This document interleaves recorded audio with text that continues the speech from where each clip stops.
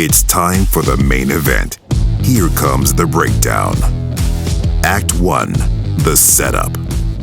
Our story begins in a flooded jail shortly after Hurricane Katrina devastated the city of New Orleans. Snakes swim through filthy water while a noir-sounding version of the Unsolved Mysteries theme plays in the background. It totally sounds like Unsolved Mysteries, doesn't it?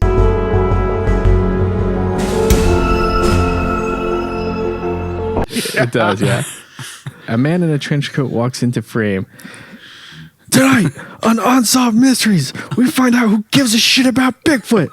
Update: nobody gives a shit about Bigfoot, so fuck them. That's just for Nigel. Thank you. R.I.P., but not R.I.P. on. Yeah. He's still alive. Everybody thought he was dead forever. Yeah, that was back in the days when you could just say, he died. I don't want to make videos anymore. And then This guy's believe gone. it. And then he shows up 20 years later. 20 years later. Does a video every 2-3 years. From a pile of cans, beer cans. Yeah. We next see a couple of dicks walk into the destroyed jail cell. You guys get what I did there? You see what I did there? Couple of dicks. Couple of dicks. I don't get it. Dicks, Nigel. Detectives. Oh, yeah, there we go. This fucking guy was stepping on our jokes. One of the detectives is played by the legendary Val Kilmer, who is barely in this film for some reason, and it's an absolute shame. The other is, well, you know who he is.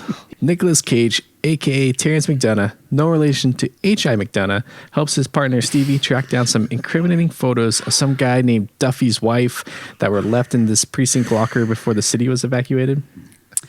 Do you think that was intentional, by the way? Do you think they called him McDonagh? I don't know. It was probably how Finkelstein wrote the name into the script, and then it's like McDonagh is how he says his name in this one, but it's McDonagh in Raising Arizona.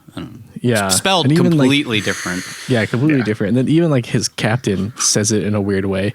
Yeah, it's like nobody knew how to pronounce it. It's fucking McDonald. Weird. No, but without the D. McDonald's. Stevie asked for the photos and Duffy asked him to get them, but Terrence says he'll hold on to them, then says, "Fuck Duffy. Just fuck him. Fuck all of them." So I guess he tends to use the photos as blackmail. I'm still unclear after a couple watches because this never comes up again. That's it. Yeah.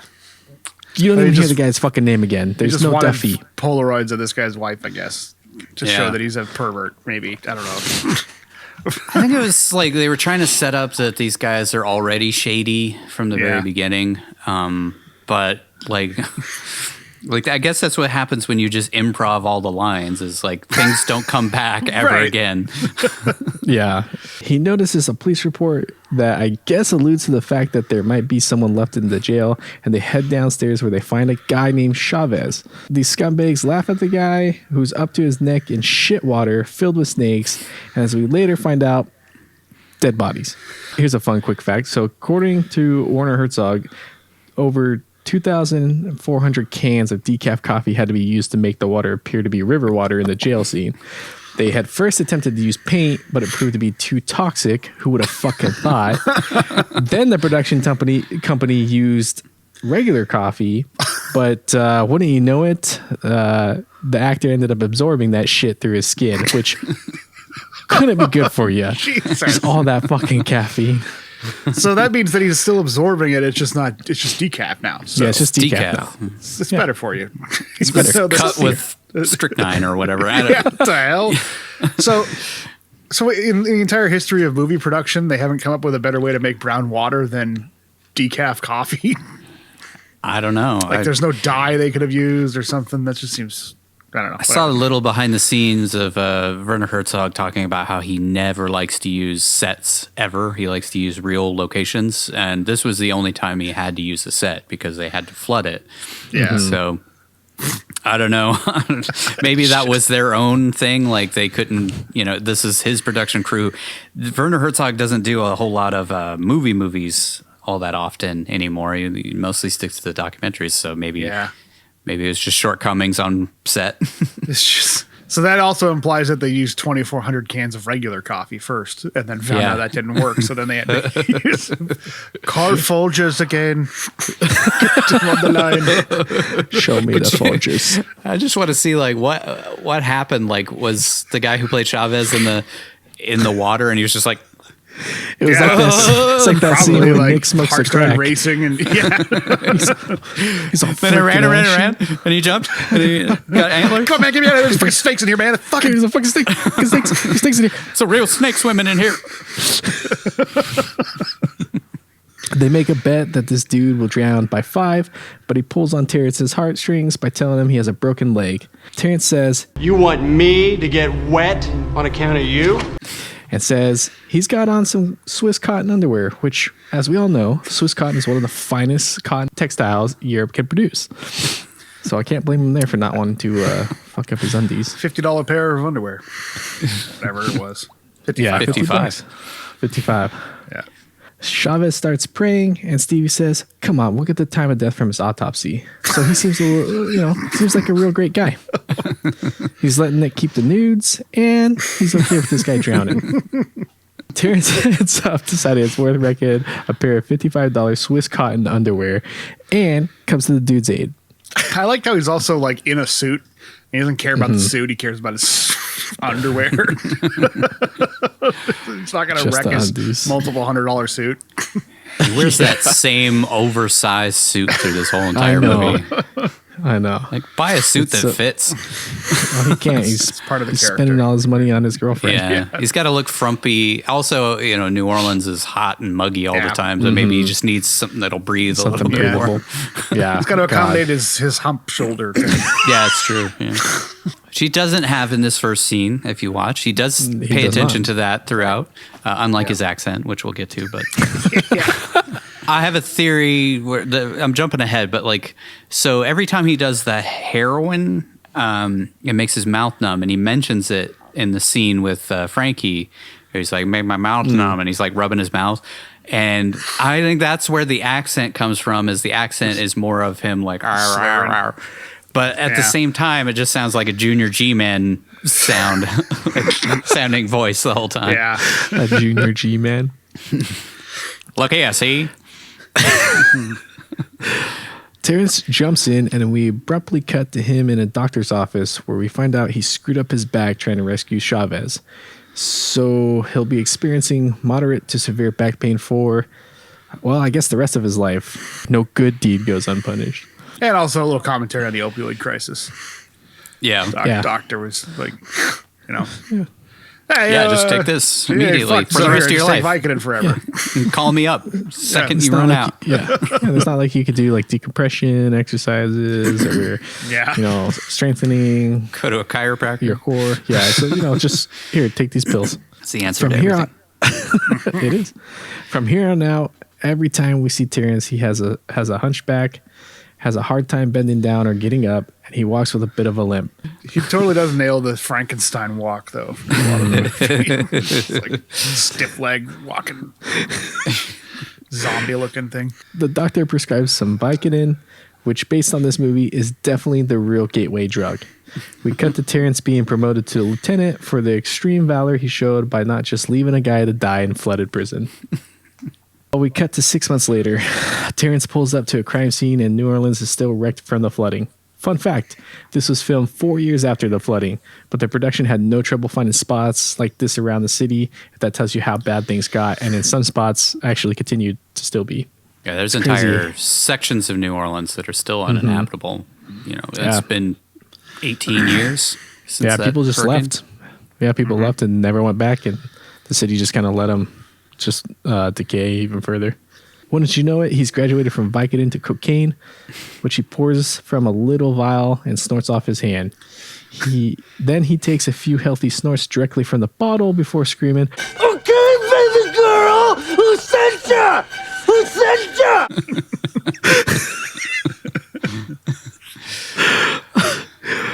quick fact, Nicolas Cage actually snorted baby powder for the cocaine scenes, which just sounds fucking awful. Do that? Yeah. Apparently. I thought like it's Apparently. also a carcinogen too.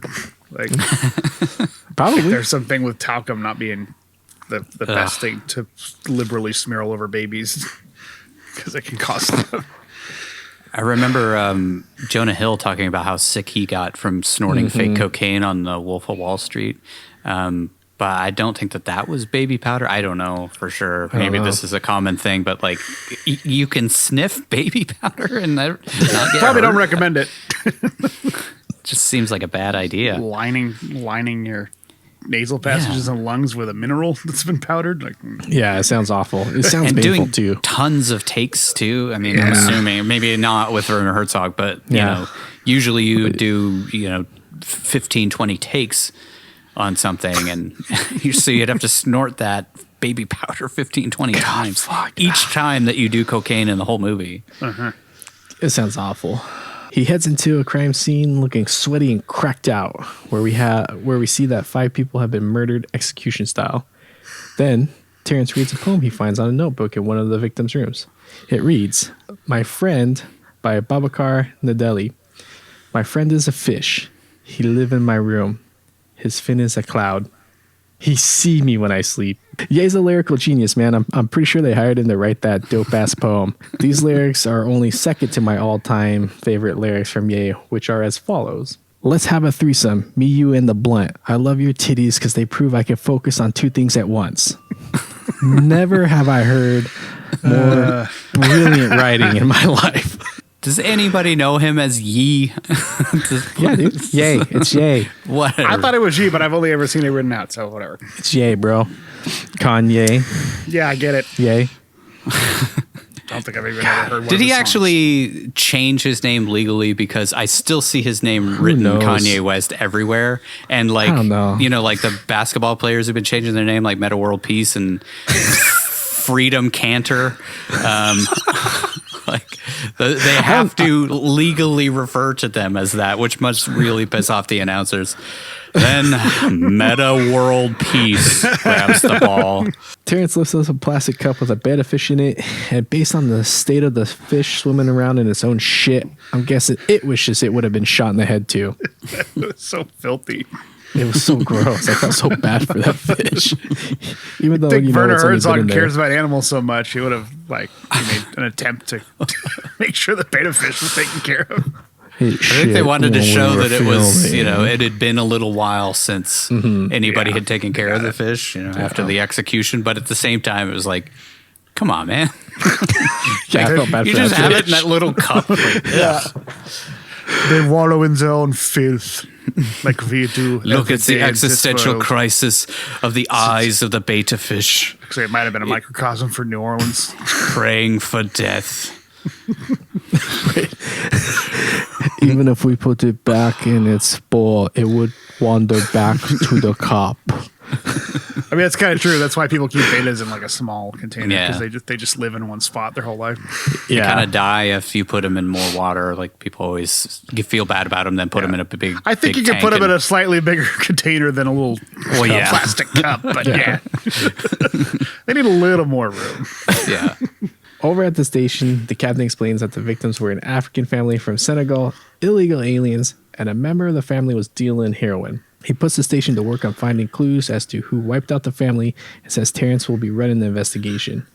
In the captain's office, he asks the detective who has his gun tucked in his waistband rather than in a holster, which, okay, I get it, like carrying appendix style. I totally understand that, but he's one coked out mistake away from blowing his dick off since he doesn't have anything covering the Yeah, trigger. it's a fucking revolver. Yeah. Yeah. It's a 44 Magnum. Like, it's going to blow his whole midsection apart. It goes I really off thought that once. was going to happen in the movie. Like that was I thought so too. foreshadowing for something later I on. thought so too. Thought he was gonna just in a coke phase just accidentally grab the trigger and blow his fucking junk off. Oh, God. I blew my penis off.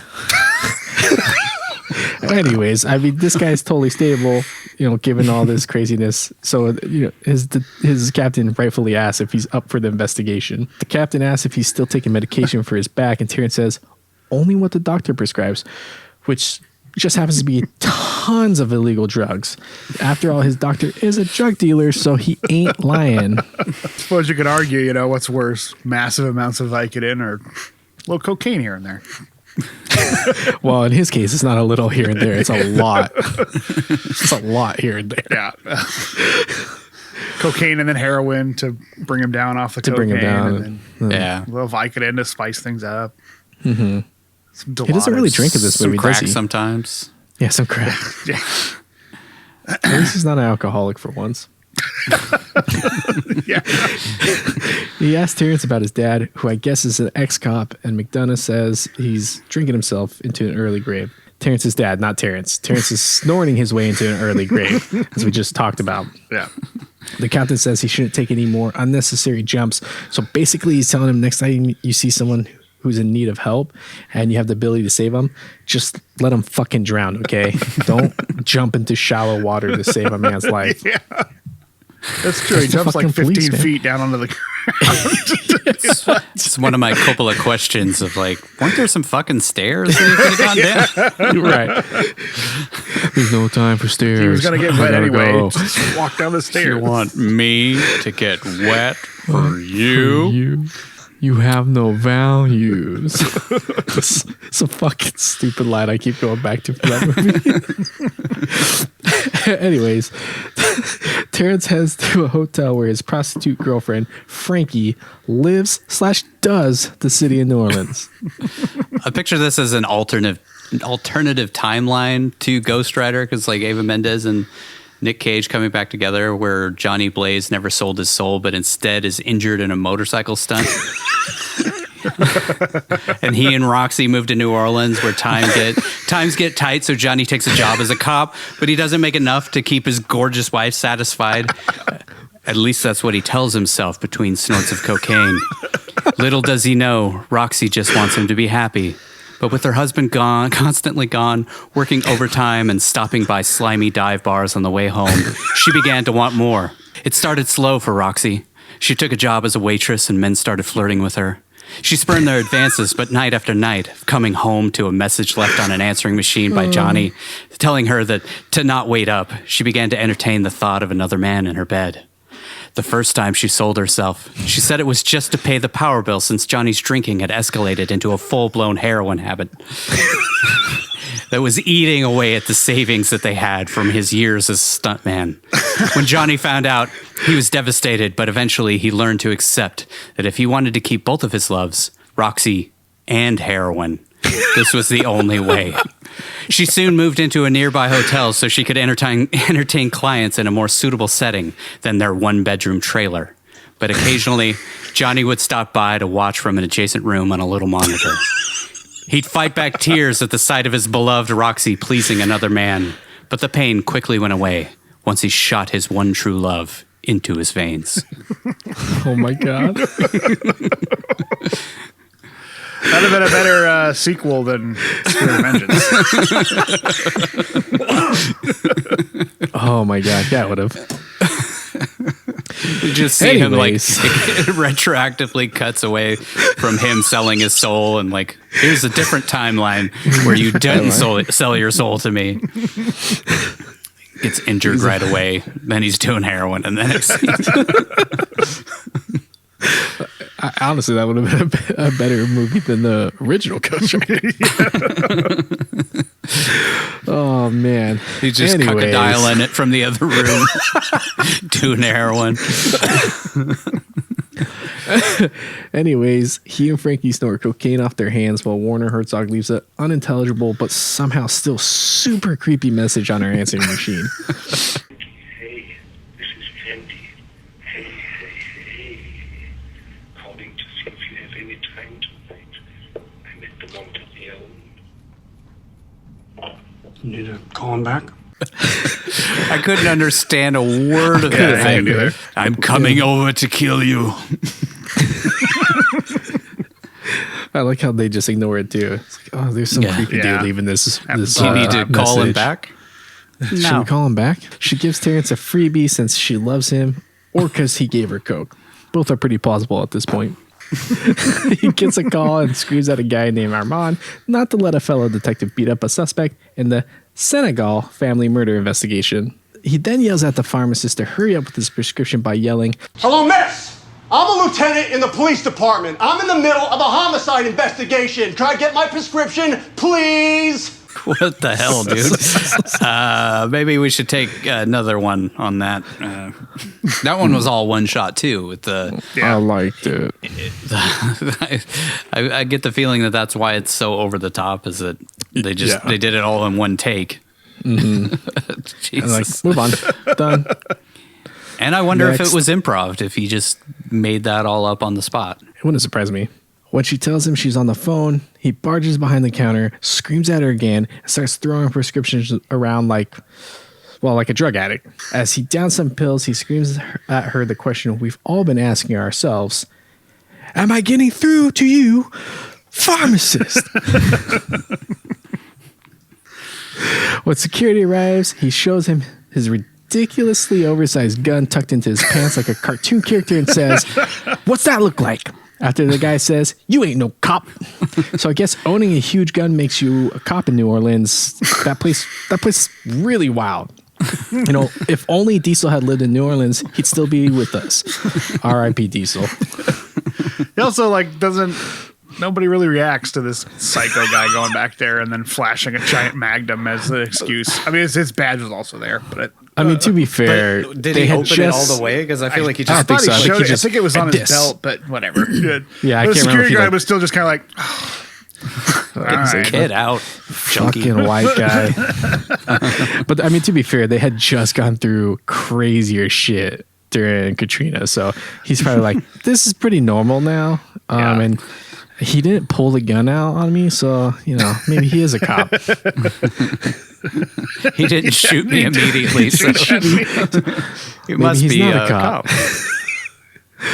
Over at the station, Terrence breaks up Stevie playing bad cop with an African suspect.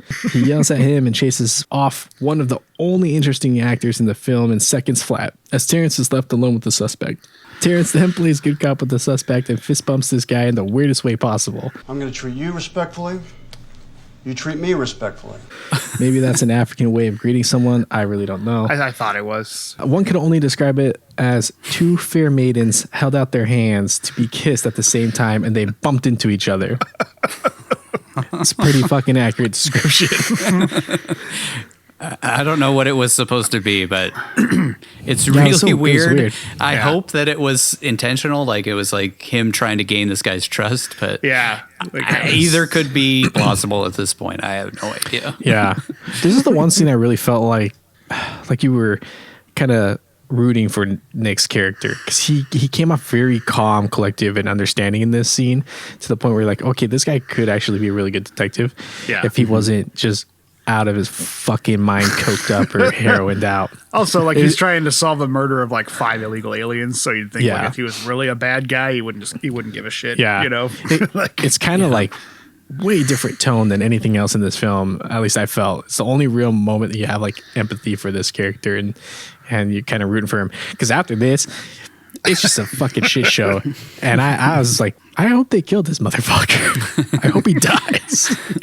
I think that he is a genuinely at heart good person, but it's just one. It's like a snowball effect of things that are going on with him. Like, he was already kind of shady, but at heart, he saved the guy at the beginning. He actually throughout the entire movie is genuinely trying to solve this murder. He's trying to solve it. Yeah, and I think that's what the point of the ending was, also to show he still cares about people who aren't his prostitute girlfriend. He cares about the guy he saved. Yeah, he's got a big heart. I guess trying to show he was a good guy at one point, was a good cop. Yeah, a bad cop. Yeah, they just do a really poor job at really making you sympathetic for this guy. Yeah, your empathy quickly. Yeah, watch this guy away. be a piece of shit for an hour and 45 minutes, and then in the last 2 minutes of the movie, be like, "Oh, he's actually was a good guy." Oh yeah, he was a good guy. He's good. He did solve those murders, just in a really fucked up way. This guy was caught with a joint and will be sent back to Angola if his parole officer finds out. Shit's real harsh in the South, man. He admits that he knew the guy from Senegal was selling heroin, and tells Terrence this guy was selling in a territory controlled by a guy named Big Fate. This is still weed in even in Louisiana, which seems like a pretty open-minded state sometimes. Not in 2009. That's is not now, true. but yeah. That's not true. I don't know. Anything goes during Mardi Gras. But yeah, just even like a little bit of weed, like we see later with Ronaldo, like you can go to jail for it in that state. As we all know, you don't want to mess with Big Fate, because Fate rearranged the whole game with his rugged sound. Fate won't even say your name when he comes around. Does anyone remember that exhibit had a rap career before Pimp My Ride? Or is that just lost in time forever? Dr. Dre is in that fucking video. Yeah. Yeah. Wait, did he help produce Exhibit? I think I so, believe yeah. so. Yeah, I believe so. Makes sense. Terrence tells another detective playing Snake or something on his BlackBerry to make sure there's no mention of the joint they found on a suspect in his police report, and then takes a nap in a utility closet of some sort. I'm guessing they're still recovering from Hurricane Katrina, so they just make do with whatever at this point. I don't know, man. It seemed like the rest of the place was okay.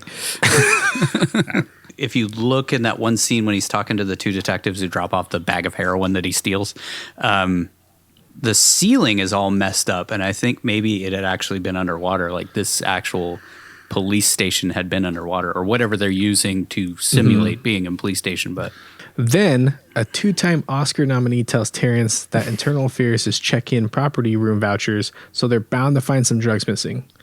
Michael Shannon, or Munt, says Internal Affairs is installing cameras, so he can't help Terrence steal drugs anymore. So I guess the evidence room is what Terrence uses as a pharmacy when he's not yelling at actual pharmacists. Once again, that's Munt. The D and the T are enunciated. That's a very by Nick. southern name. Yes, Munt. it is. Yeah. And he's That doing was the it first weird. time I noticed a accent of any kind. It's like, hey, Munt. When he leaves the room. Yeah, and that's right. He clearly knows the guy has left the room and has walked down the hall, and he's still yelling after him. Like, dude, he's gone. He's getting desperate. We're about to find out how desperate he really is. Over at the Gators retreat, Terrence tails a couple coming out after a night of partying. He flips on his lights and shakes them down. He finds some nondescript drugs in the guy's pocket and in her purse, during which the guy begs for Terrence not to take them to jail. He finds the girl's crack pipe, and Terrence asks where the rock is. And in a bizarre turn, she asks if he wants a hit, and he says yes. Because of course he does. He'll fucking do anything at this point. She lights up her crack pipe and blows the smoke into his mouth while her boyfriend looks on just as baffled as the rest of us. Terrence then trips and crashes to the ground. The guy's girlfriend stands over him and with some quick fancy footwork has his pants unbuttoned in seconds flat. No, fuck, wait, that's Grandile. My bad. All these weird sex scenes with him, I get confused, you know. She makes out with the bad lieutenant in between hits, and he has sex with her right there in the parking lot while asking her what her parents would think if they could see her now as she licks his face. They probably can, because he's just right out in public, like right next to a main road. They're over there. Let's ask Everyone them. can see him. Side note, Terrence must have the most flexible cock I've ever seen. I mean, that angle. Like, ouch. Johnny Sins would even be envious of his cock flexibility. Now, remember, all this is taking place only 6 months after his first Vicodin. This like really tells you that the opiate epidemic is no joke. Which reminds me, what's the difference between a crackhead and a walrus? One tooth.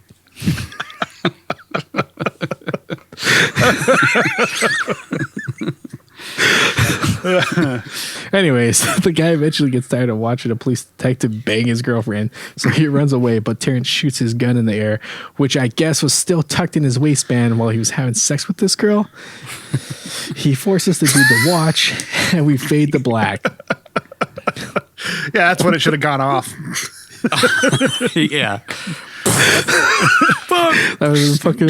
Oh my god! My god! Later, Been an he snorts interesting turn right in the middle of the movie. Right, but it's a metaphor. I'm in the hospital. They're giving me drugs. Later, he snorts some coke and seems to feel bad for smoking crack, banging a crackhead, and forcing the guy to watch it. I'm guessing that the inspiration for this was from the original Bad Lieutenant, because there's a scene where he like pulls over these two girls who are coming home from a concert, and over the course of a very long scene, it's like 5 or 6 minutes long, he like convinces these two girls to let him jerk off while he like looks at them. And it's really disturbing, and like he feels bad about it afterwards, and I'm like, that this one is clarity. like, it took so long in that scene to get to like, I'm a detective and like I'm going to take you girls in unless you do this for me. It took so long to like just to realistically build that line between I'm just pulling somebody over and let me jerk off and while I'm looking at your ass. In this one, it's just like, yeah, give me some crack. And it's just like he's banging her right then, and like Jesus, man, like it happened so abruptly. I thought it was like he just does this all the time with this chick. Yeah, like, that's just what like I'm how he met wondering, Roxy. because we see it later on that this happens again, and so it's like, oh, this is just his normal thing, and like maybe a shakedown he does with this girl or something, right? Like we already saw him doing that with Roxy, like shaking down the guy that she was with. So. I thought that's well, we're about to see that. It's Frankie, actually, is her name. Yeah, Frankie. Yeah, that's right. We're about to see him shake that guy down. Fancy. It's a fancy footwork. Well, he stumbles his way to Frankie's place, where he explains that he accidentally snorted heroin on accident and has to be at work in an hour, so he needs the coke he gave her so he can level out. This happens to everyone, so I can't really, can't really look down on him. I mean, who hasn't made that mistake before? I always thought like maybe it's just because of the purity level, but like I thought if you snorted heroin, you would die. I didn't think that you were supposed to be able to snort heroin. I don't know enough about just drugs. the concentration of heroin. But I think he does it constantly, and he does it with uncut heroin later on as well. That I think would kill him. I think for the most part, heroin is cut so much that you can snort it, but uncut, I would imagine, would kill you, because that's got to be pretty pure shit. Yeah, but like Nigel, I don't know enough. I never dabbled in that. I thought the uncut area. stuff was coke at the end. Was it heroin? I don't know. Just based on the way he reacted when he snorted it, like, and got all, like did the whole thing with the antlers and stuff. Was that what you're talking about? Well, that was from smoking crack. Oh, that's right. Yeah. But they say it's dope heroin. Dope is anything. Okay. But I think they were referring to heroin, though. Because dope could be marijuana. They were referring to the heroin, uncut crack. stuff as dope, so I thought that, I don't even know anymore. I don't know enough. I don't know. It's just drugs. a lot of white powder flying around. I would say, like, so they say that the key that they had at the end was $60,000. If that was heroin, I think it would be a hell of a lot more. So I'm pretty sure that's cocaine. Yeah. I don't know. I think it has to be heroin, because isn't the whole reason why they killed that family because the guy was dealing heroin in Big Fate's territory? Yeah, that's true. Yes. And he does say it's Taliban stuff, which is that's right, which is heroin. Which is heroin, so, yeah. So it must have been heroin. I guess you're right. He snorts uncut heroin. I guess he's been doing so much drugs that his body's just he's got that tolerance. Yeah. Just take it. I guess we did see in the quick facts that Werner Herzog is not interested in drug culture and doesn't seem to know much about drug culture. So that could be. Just man, I hope nobody ever just snorted uncut heroin after watching this movie. Tune into Back in the Cage, where we will snort uncut heroin. God. Yeah, that would be the most interesting like spinoff we could do. It'd be the we last try and spin-off we ever replicate did. all the drugs and alcohol that Nick Cage does in each film. We'd make it one episode and be dead. Yeah, we'd just We wouldn't die even make after, it past like Grand after Isle. Grand Isle. We'd be Grand dead. Isle would kill us. Definitely Mandy. Yeah. Oh God! Oh, God. Down a like- bottle of whiskey acid or whatever the hell and that was. whiskey. No, vodka. He drank vodka, Vodka. but then he snorts cocaine / heroin, Yeah. and then drinks that acid stuff. It's like crank and then heroin. Yeah. Crank. I would say we'd be dead after the bottle of vodka. We wouldn't even make it far enough. Yeah. Yeah, exactly. Each one of us has to drink 3/4 of a bottle of vodka and then do the next bit right after that. All right. He's excited that his prostitute girlfriend didn't share the coke with her client, who's busy cleaning up in the bathroom and is probably still running down Frankie's leg. Fucking A, Patrick. Thanks for that visual. She explains that he brings his own coke. So as this guy exits the bathroom, Terrence stands up slowly, pulls open his jacket to reveal his big ass gun, as if they're about to have a high noon duel, and says,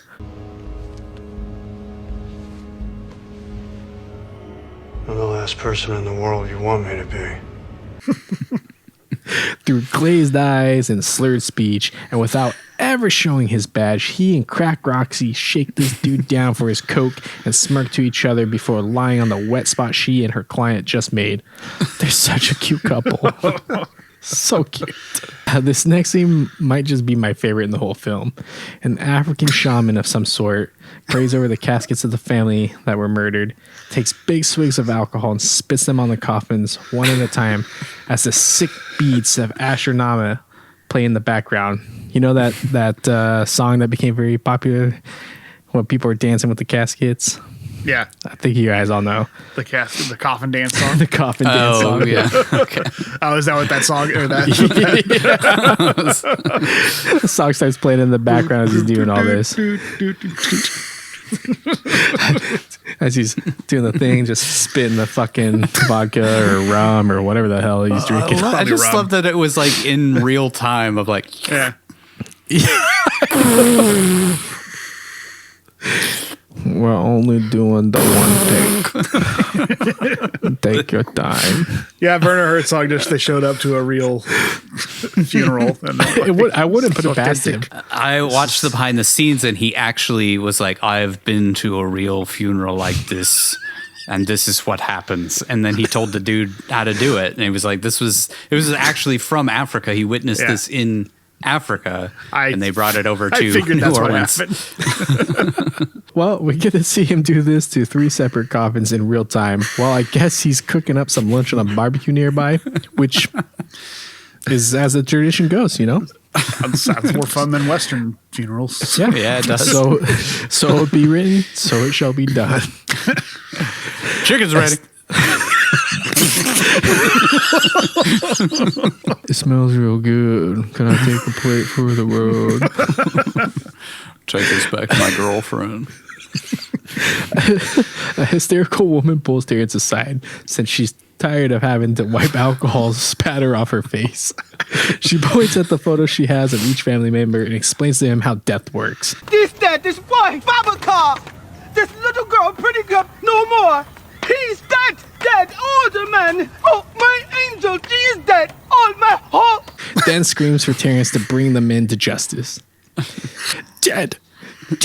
They're never coming back. This They're one bad. dead. This one dead too.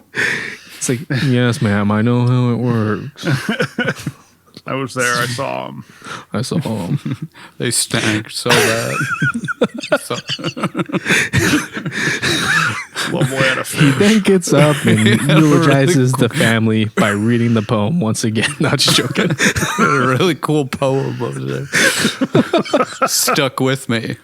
Stuff with The fish dream. to fish dream. Nice tie-in. Terrence is zonked out of his mind and seems to be trying to focus on what she's saying through the haze. You know, like that hyper focus you get when you've had one too many, so you have to focus really hard on the lines of the road so you don't accidentally run over a kid while driving through a school zone. He looks at her just like that. And for the record, those charges are still pending, and I've been advised by my lawyer not to say any more on the matter. Terrence heads to a quarter store where the 2 people behind the counter look like they're being held hostage for some reason. They're just all It's stiff. so weird, dude. You have to ask the owner. There's so many parts like that in the movie. Like, why? Why have him do that and then talk to a completely different character? I think that they're I don't think that these were actors. Like, I know that the guy who was spitting alcohol wasn't an actor because of the behind the scenes. He was just a guy that they were like, you have the look that I want. And then same with the woman who was like pointing at the thing. She's like, you look exactly how I want for this scene, so you're going to be the person. And like, So he had did a group of people all standing So around. I do imagine he just really crashed a funeral and then was like, I'm going to film a movie. Yeah. You there, crying mother. Come be in my film. Come here, use your acting. grief for art. Over here.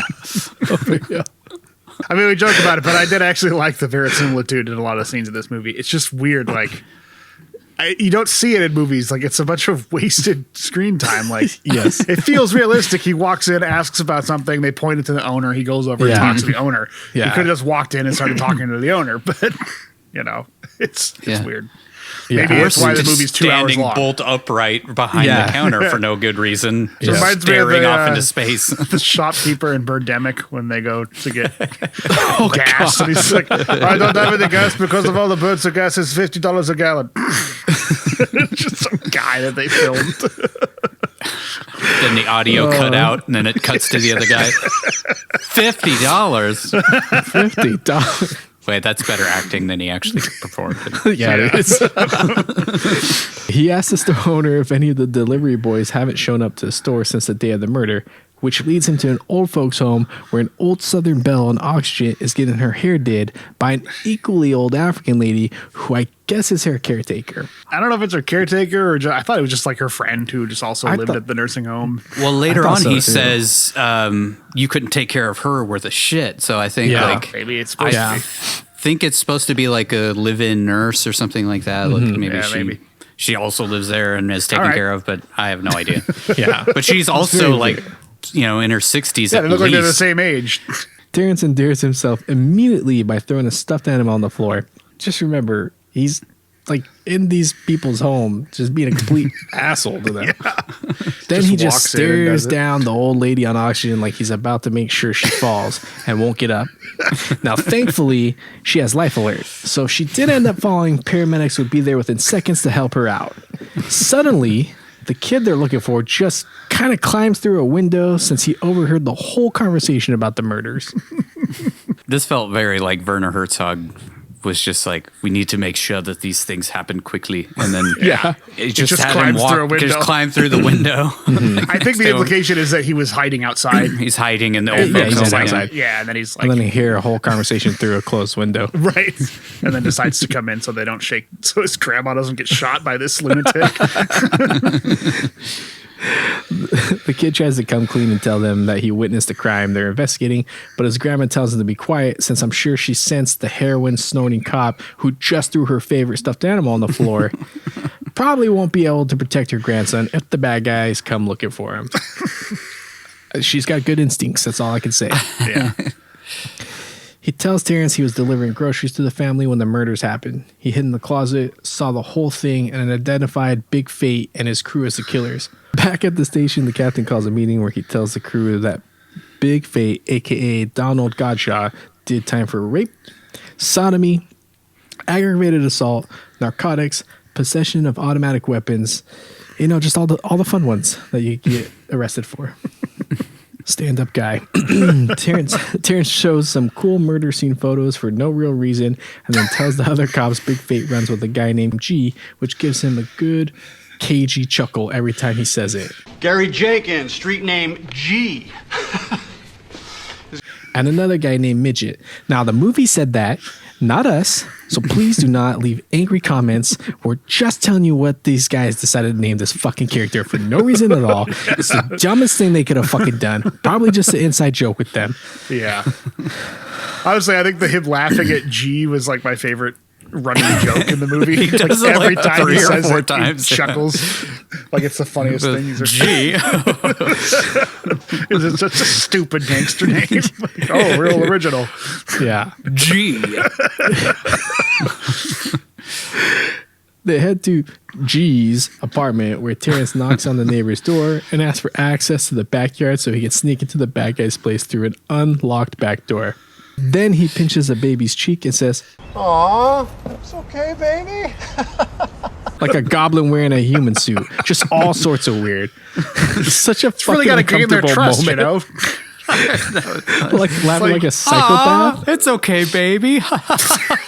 Yeah, that's really gonna make this mom want to let this guy with a gun into her house. She's like, no. He walks through these poor people's apartment with his gun out, then steals a napkin or something off the table. Just a real asshole this guy is.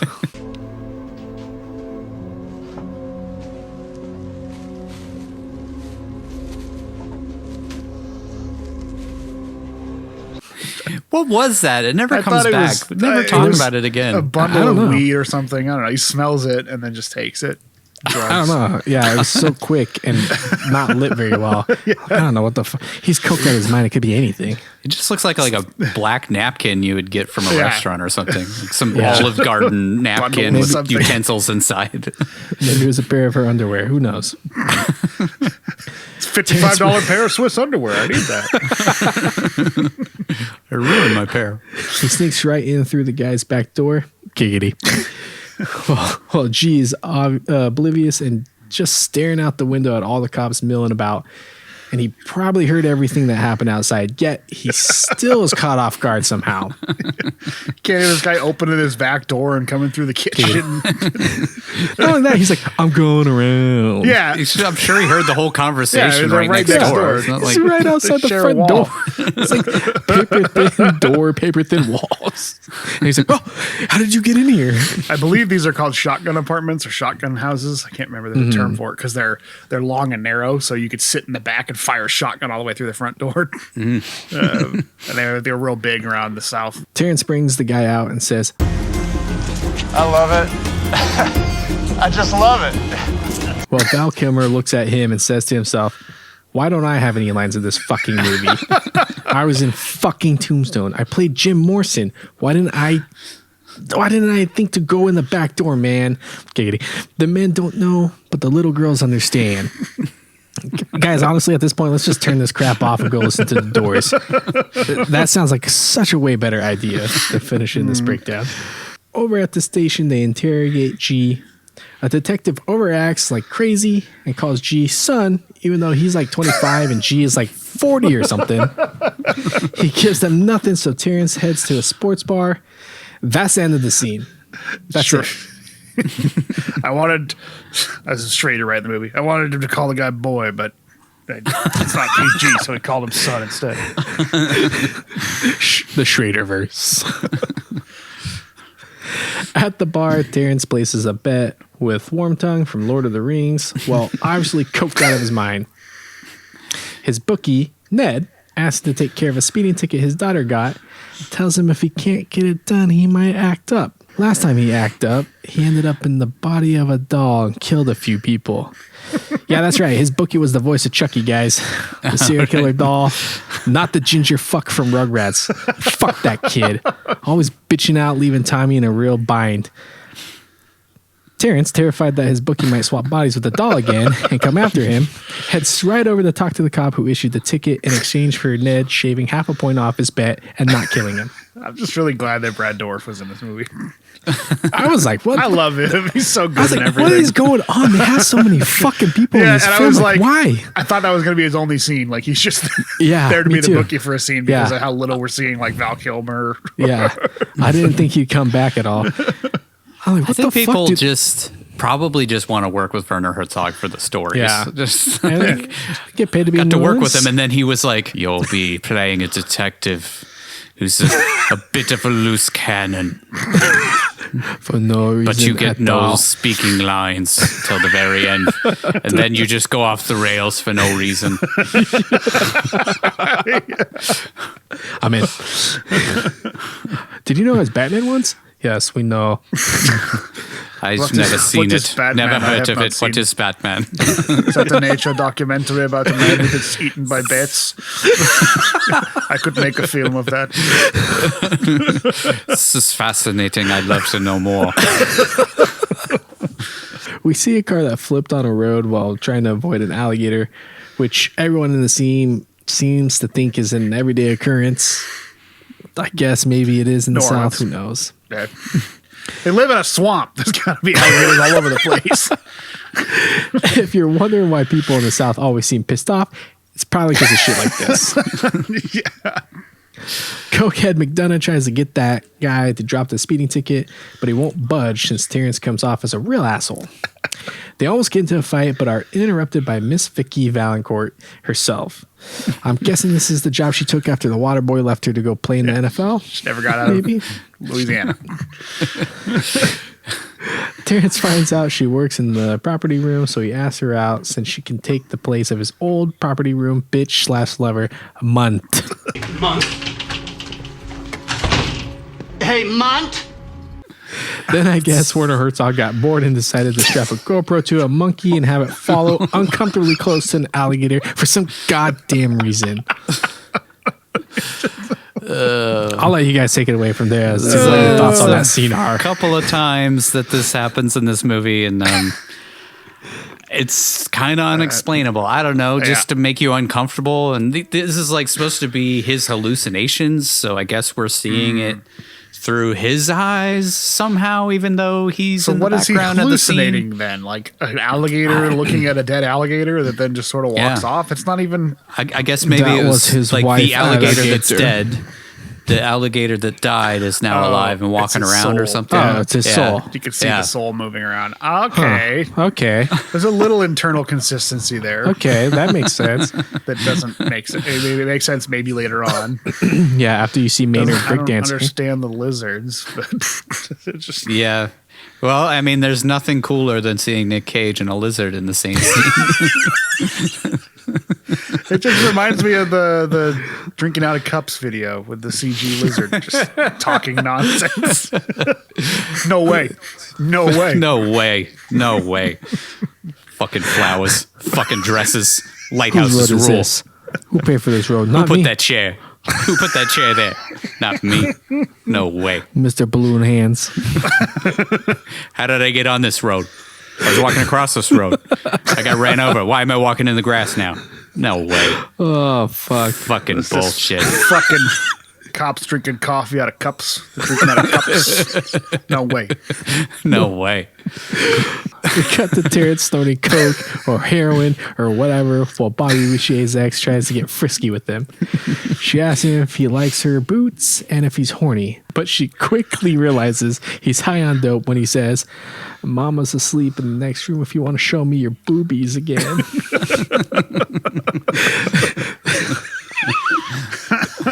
I would love to see Nick Cage's take on the water boy. Oh my God, me too. No, Colonel Sanders, you're wrong. It's your medulla oblongata.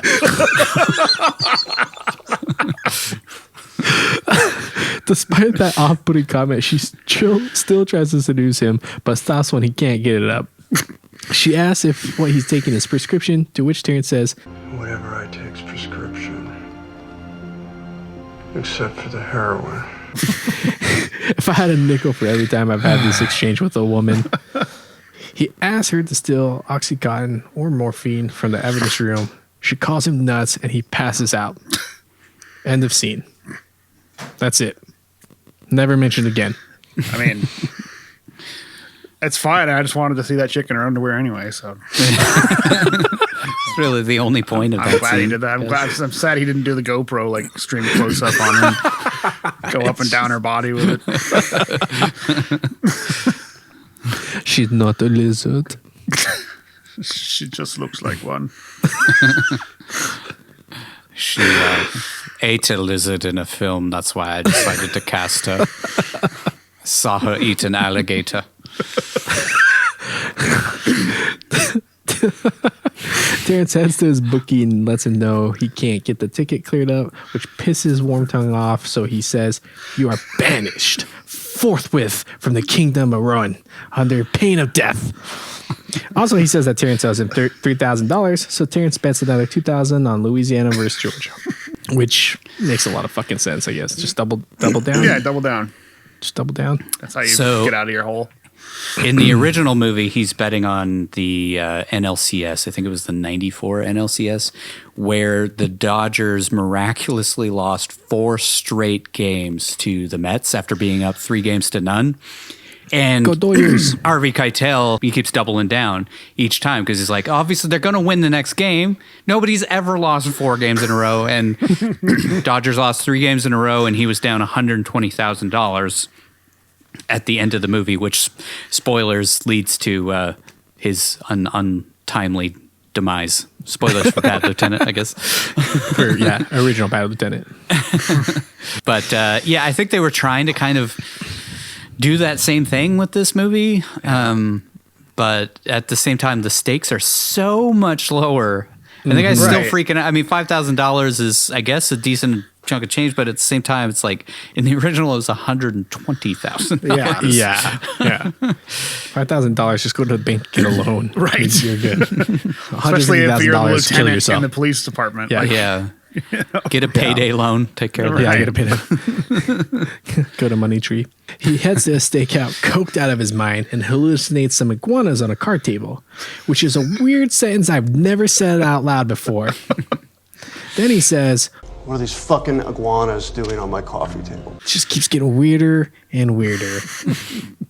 Everyone in the room stares at him like he's on drugs, because he is. And when he finds out SWAT is standing by to bust, I'm not going to say it, guys. You know what they call this dude. The M word. Small gangster. Rhymes with Gidget. Anyways, he says if they need SWAT, they'll call them, but would rather bust the guy himself. Then the monkey with GoPro shows up again and gets uncomfortably close to an iguana and a bearded dragon for a minute straight. That's right, like a solid minute of this film is horribly shot, shaky cam shots of an iguana and a bearded dragon in extreme close-ups while an Oscar winner and Iceman from Top Gun stand in the background. Even to the point where it's like I say, it like breaks the fourth wall because one of them like snaps at the camera. Yeah, the bearded dragon. Shoving a camera right up in its face and then getting up in its eyes. It goes to attack him. It's just like, what the hell? It's just fucking pointless scene. I didn't actually get that it was supposed to be his hallucinations. Like, I didn't either. I thought they were really. I thought there was. I mean, it's Louisiana. I figured maybe there were iguanas wandering in, and they were in some random apartment anyway that maybe was abandoned or something. Because they He were also just looking says across. this is my coffee table. Like, what are these iguanas Yeah. doing on Yeah, my coffee my table? I'm coffee like, so is this his apartment? No, it's not. They never show him in his own place, do they? He's always either at Cracked Out Roxy's place or his Crack dad's. Roxy's. Maybe he doesn't have a house because he doesn't have enough money to He's just sleeping. He just sleeps in that utility spends all his closet. money on bookies and shit. Yeah, he did just sleep at the station. There is All right, I'm nothing gonna- more wondrous than seeing Nicolas Cage and a lizard in the same shot. That's gonna haunt me for the rest of my days. Act 2. Let's get some motivation up in this thing. Terrence, Stevie, and a couple other detectives head in to bust Rhymes with Gidget and find him hiding in an armoire thanks to a tip from the guy's girlfriend. Only Nicolas Cage calls it an armoire for some reason. Very particular quirks to Nicolas Cage. Yeah. Yeah, there are. S'mores. S'mores. What is it? Biscotte? Anyway, Terrence sends the other detectives out so he can have some one-on-one time with the little person. Actually, he's not even a little person. He's just a guy wearing 2 watches for some reason, who's honestly not even that short, really. I'm guessing he wears 2 watches so he can keep track of what time it is on Wall Street. That way he can get his trains in before the closing bell. Only reasonable explanation I'll accept. I've actually heard why there's this, the bling culture. It's for when they get busted by the cops and arrested, they take everything you got and put it into evidence lockup so that you have some cash when you get out. You can pawn it. I think you can actually use those things as like collateral for your bail or something like that if you have all those maybe that's part of it gold too. chains on and stuff. Yeah. Plus, it's a sad symbol, but that was sort of where it started. Was like carry valuable shit on you so that if you get busted, you have some money. Terrence smokes a joint because why not? And M word just. Sorry. Terrence smokes a joint because why not? And an M word can tell just by looking at him that this guy is a real bad lieutenant. Terrence tells him what he knows about the murders and tries to get him to give up Big Fate while offering him his joint. He brings up his buddy G and then laughs like how stupid of a name that is. Like, You know, we got your boy, G, right? again, G. Ridiculous. The vertically challenged gangster said he's not telling him shit, and that's it. End the scene.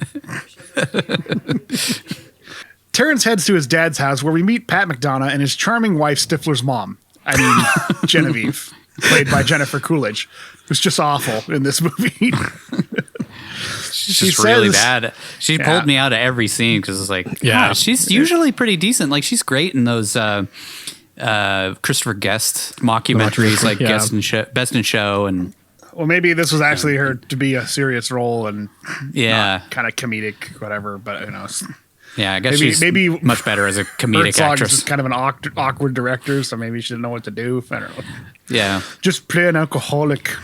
Yeah, she was supposed to be like kind of a jarring bitch, I think, was the idea of her, and then we kind of see her soften later on. Kind of sympathetic to me even from the start, basically. Like, gotta put up with this loser alcoholic husband and his deadbeat son who sucks living in their shitty plantation house from Grand Isle. Cracked out prostitute. And just used to this kind of crap. Anyway, she says Terrence's dad is mad at her because she can't take care of his fucking dog when he goes to AAA. I mean, AA meetings. I mean, AA meetings. Kind of want to leave that in because it's funny. AAA batteries. It is funny. AAA. Can't take care of his fucking dog when he goes to AA meetings. Terrence says he'll take care of the dog so Genevieve doesn't have to do it. And that's it. End of the scene.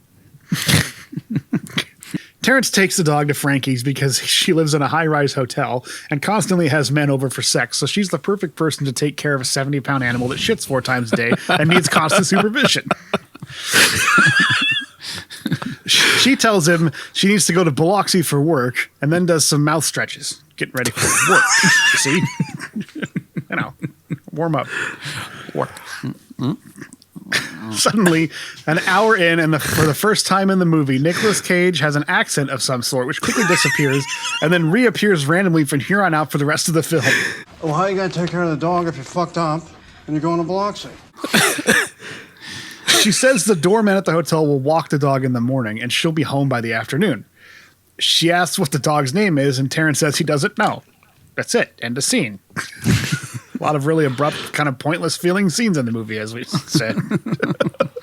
It's just like you're just watching every hour of this guy's weekend or whatever the hell this takes place over. I honestly feel like Werner Herzog just thought it'd be real funny to have that dog and a prostitute in the car with the kid later on. I think that's the only reason that all of this happens. At some point. It's just, I mean, I'll give it this. I didn't know where the story was going or what the movie was going to do, but I still enjoyed watching it. So it just kind of, these little slice of life scenes just kind of, I don't know, they're sort of compelling. It feels realistic. Except for Nick's stupid accent that he throws on every once in a while for no reason. or a really confusing reason.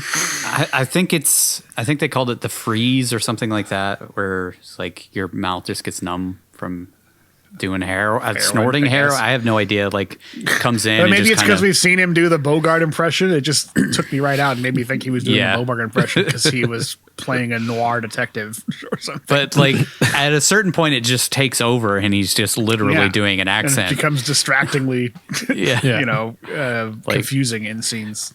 I was just like you. I was just like, has he had an accent the whole movie, and I just didn't notice it? I was like, because he's in New Orleans, so he should have some kind of an accent. But I mean, he really nails the physical aspects of it, like getting more hunched and fucked up as he goes on, as he's like, cracked out and getting just painful, debilitating stuff, which I think that's one of the things that he's really underrated as an actor, is the physical presence he can bring to roles. We've seen it in other movies like Mandy and Willy's Wonderland and stuff. But Vampire's Kiss for sure. It really stuck out to me in this movie. Yeah. Again. Yeah, he's great at it. He even gives that little wince of pain every time he gets up or sits down, and anytime he has to bend down. Like when he's at the crime scene and he like bends down to look at the victim, he like can't, sort of like leans, but he can't bend down. Terrence and the guy who serves as Terrence's partner when Val Kilmer's off filming one of the other 7 movies or TV shows he made in 2009, interrogate M-word. I noticed this when I was researching that because I was like, why is he just barely in this movie? And then I was like, oh, he did 7 movies in 2009. That's a real thing? Yes. I thought that was a and joke. He was the voice of Kit in the Knight Rider remake. I was like, wait a minute. Wow. Val Kilmer did the voice of Kit? Wow. All right. I'm sorry, Michael. I can't do that. I'm your Huckleberry. What? All right. Terrence again mentions G and then laughs like someone just told him a dead baby joke. Gonna help the DA convict you and your boy G. God damn it. Little gangster asks where Terrence's weed is, and he says, what are you saying? Are you saying I smoked marijuana in your presence, huh? Cannabis? Is that what you're saying? And then he gets pulled out of the room by some random detective, and Terrence follows behind him, tweaking out, clapping, wiping his nose. Nothing suspicious about that. Rather than being the guy to bust this dope fiend, the detective leads Terrence to meet none other than Big Fate himself, accompanied by his lawyer. We cut from Donald. X gonna give it to. No, no. Wrong guy. Wrong guy. Yo, dog. RP. I heard you liked busting crack dealers, so I brought a crack dealer in to help while you're busting a crack dealer. I don't know. I'm here to pimp your ride. I'm going to pimp out this police station. Pimp out your Crown Vic. That'd be awesome if that was the next scene. He's all walking him through the design. You open the door, Daffy Duck appears on the ground. You see that shit? It's awesome. Put a Woody the Woodpecker over the back of your windows. You like Woody Woodpecker? I heard you did. What you did, McDonagh. We cut from Donald Godshaw and his lawyer to the assistant district attorney named Jeremiah Goodhusband. not fucking making it up. His name is Jeremiah Goodhusband. Jeremiah Goodhusband. This is what gave that lady the idea for Good Wife, the show Good Wife. Anyway, your name will be Jeremiah Goodhusband. That's a real name that I've heard. But you're actually an awful husband. You'll be a terrible husband. We will cut to your family life and it will be less than ideal. He has the kid who can identify G, M-word, and Big Fate in his office. He tells Terrence and the captain that he has to give over the names of his witnesses to Big Fate's lawyer, and as soon as he does, he knows Big Fate will try and scare the kid out of testifying. He explains that if they lose the kid, they will lose the case since they have no prints, DNA, or evidence against Big Fate. So, who do they leave this all-star witness with? How about the guy tweaking like mad and jonesing for his next hit? Why not? He's all... Who, like, even his own boss has doubts about his capacity to do stuff. Like, are you seeing your doctor? You're up to this? There's something you gotta know about me. Good husband. I smoke rocks. Terrence immediately leaves the kid in his car to go check on Frankie and the dog. I also love that he always parks in the no parking space every time right he goes in front to of the hotel. building. Big Fate pulls up in a pimped out ride since he's pretty good at that kind of stuff and shoots the kid in the face. Actually, Terrence finds out Frankie never came back from Biloxi, so he takes the dog and the kid across state lines to Mississippi, and the kid catches him snorting coke during the drive. They head to save Crack Roxy from a guy who wins the award for weirdest person in the movie, while the kid hangs out in the hallway. This guy was really familiar. I don't know where I saw him from, but yeah, he's in a bunch of stuff. just like he always one of kind those of plays faces. this sort of, skeevy dude. Every time he shows up, he's always kind of an antagonist, Yeah. Frankie answers the door with a black eye, so Terrence gives her some coke and Vicodin for the pain, I guess. He storms in to confront the dude who gave her the shiner, and Frankie says he still has the money she's owed him for performing whatever unspeakable horrors she did to this weirdo the night before. Terrence takes a wad of cash off this guy and throws him around a bit, which makes this guy say, "Big mistake. A major faux pas." Apparently his uncle is one of the biggest developers on the Gulf Coast, and Tommy Leonardi is one of his best friends, who is some sort of Deep South equivalent of a mafia guy, I guess. Sounds like they just needed the most mafia sounding name. Yeah. Tommy Leonardi. Hey, oh. Get some real Donald Trump Jr. vibes from this guy. My daddy. Do this. Terrence tells him never to mess with Frankie again, and he says, whoa, whoa, whoa, whoa, whoa, for like 400 times. Whoa, whoa, whoa. Big mistake.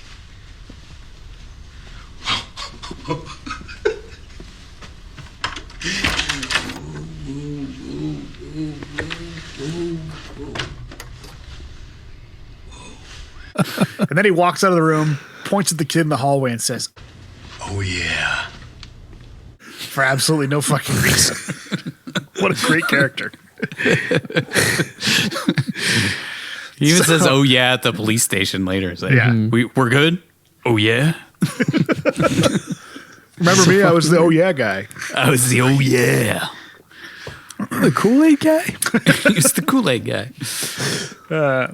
At this point in the film, I was kind of feeling like it had turned into like a road trip movie or something.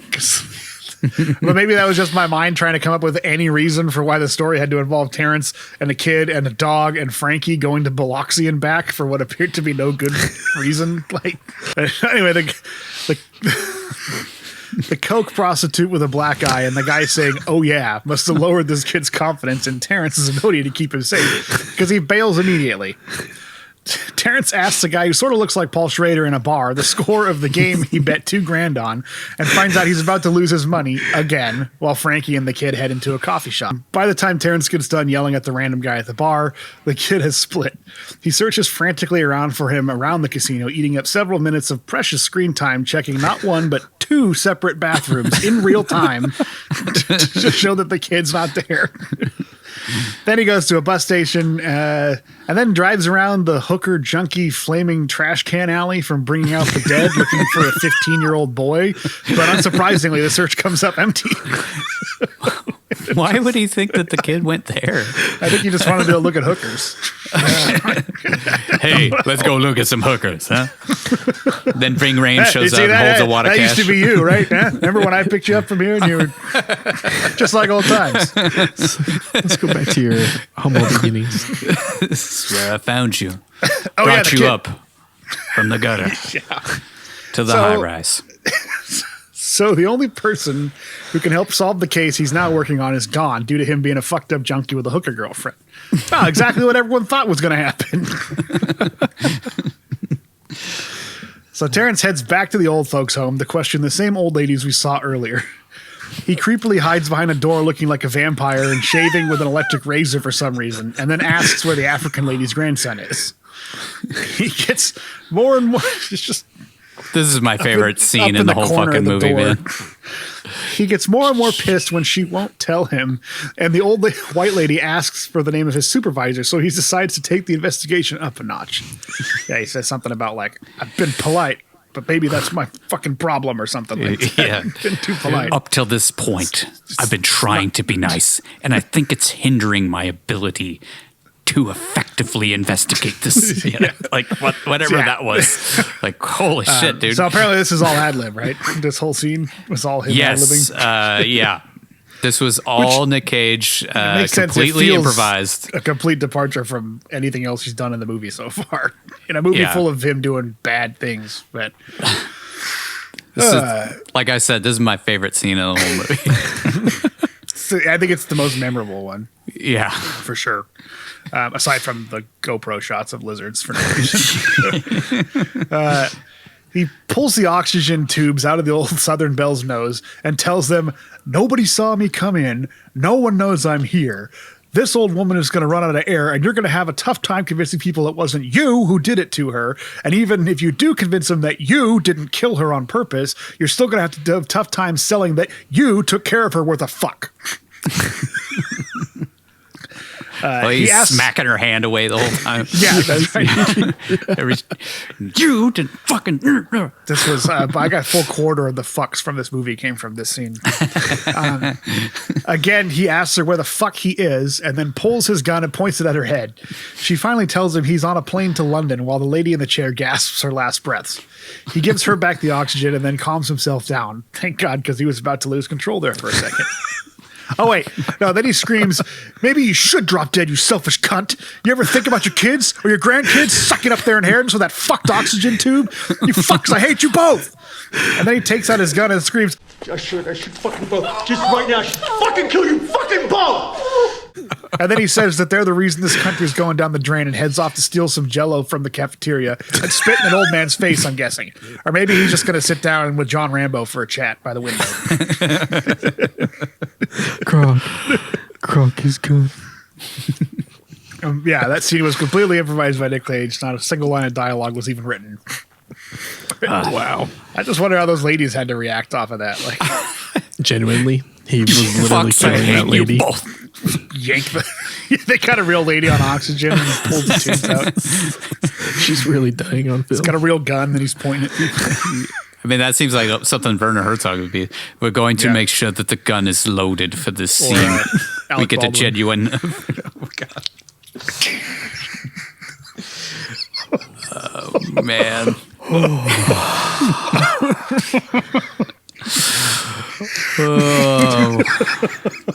So sorry. I'm so sorry, people. I don't know how we come back from that. Well, to bring it back to the scene, I kind of get it. That's what he's ad-libbing. Like, that's what Terrence feels, because maybe Terrence's parents didn't leave him any money or something, and he's got all this money problems and shit. So, of course, he goes off about, like, you're sucking up their fucking inheritance with your fucking medical bills, and you won't just die. Yeah, because obviously his dad has no money. Yeah. And they don't really give any background on his mom. Get that sweet-ass plantation house. That's true.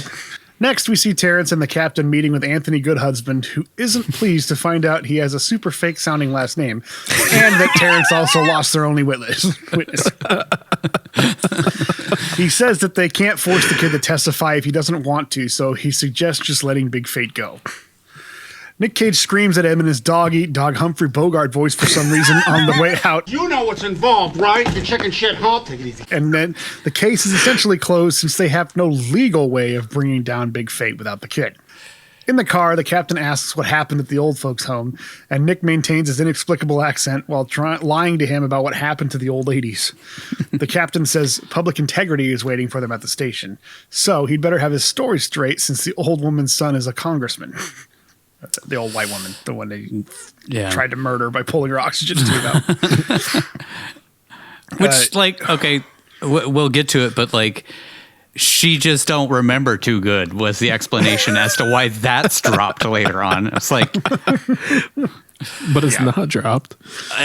It's good to kind of mention that here because this goes nowhere. It just is dropped completely. But then the guy who goes, oh yeah, ends up being the problem later on.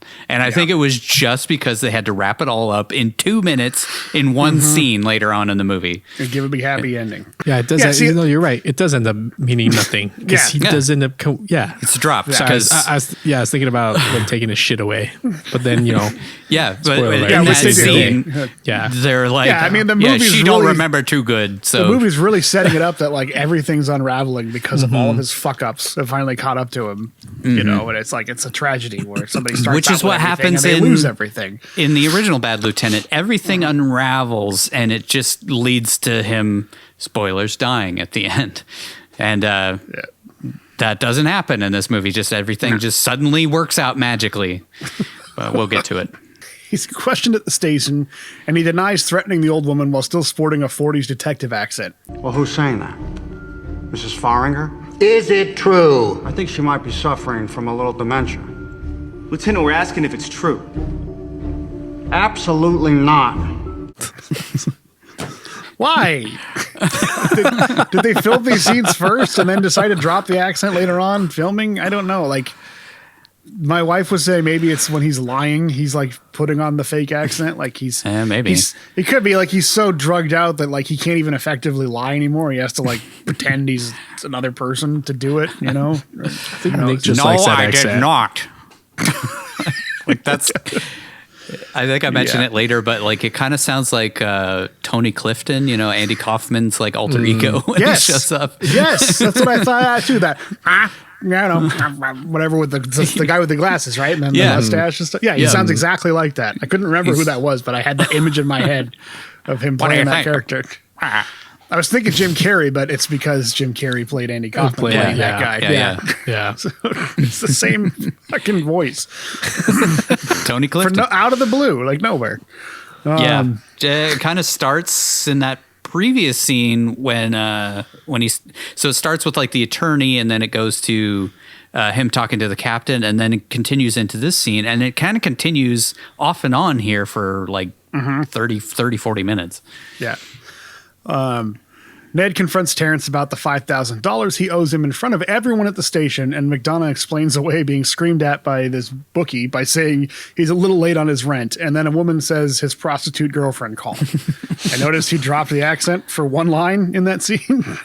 Yeah, so he's doing the accent, and then when he addresses everybody loudly, no accent. No accent. I mean, I think that was what he was going for, was like, when he's doing his drugs, he talks weird because he's got like a half droop mouth because it's numb, you know, because, you know, if he's doing heroin is, you know, basically morphine and he's numbing his face. Yeah. Which I know is a thing from drug addicts is their faces will get numb. But like putting on Novocaine or whatever and then trying to talk. Like hanging down. But that makes him talk like a fucking kind of that impression you talk out of the side of your mouth, see? Yeah, to get that. No, I did not. Bogart impression. Sounds like it, yeah. Which is funny because, like, I'm pretty sure it was just Humphrey Bogart that talked like that, but now that's how everybody assumes everyone in the 40s talks. It's very Maybe Bogart was on heroin the whole set. Wouldn't be surprising. Here's looking at you, kid. It's a fucking lizard over there. Just imagine Casablanca that just cut to a black and white shot of an iguana. One of these fucking lizards on my coffee table. See? Get him out of here. Oh my God. Terrence heads back to Crack Roxy's to find her being held by a guy named Dave and some Fast and Furious extras. Dave says he owes him $50,000 since Terrence took 10 grand off the guy who just kept saying whoa over and over again. Terrence suggests that they just call it even and he gives back the 10,000, but Dave says alternatively they could just shoot the dog or cut up Frankie's face. Terrence says he doesn't give a shit about the dog, but tells Dave if he wants his money, he's going to have a hard time making 50 grand if he can't sell his hooker girlfriend. So I guess he's like her pimp too now. Yeah, I guess. Always has been. Maybe. It's just like my Ghost Rider story. Like this is Johnny and Roxy's way of making ends meet. Dave says by the way, that dog just disappears after this, right? I don't think we ever see this dog again. I don't think so either. Maybe they did show either. Maybe they did, yeah. That's when he goes in the other room. We had an accident. They couldn't bang Roxy, so they shot the dog. Sorry. They banged the dog. They banged the dog. Dave says that he'll give Terrence 2 days to make sure to round up the money, and then asks if the Fast and Furious extras can go family style on Frankie. Terrence says sure, but they'll have to slam her when Dave comes back for the money since Frankie already has cock on the way in 15 minutes.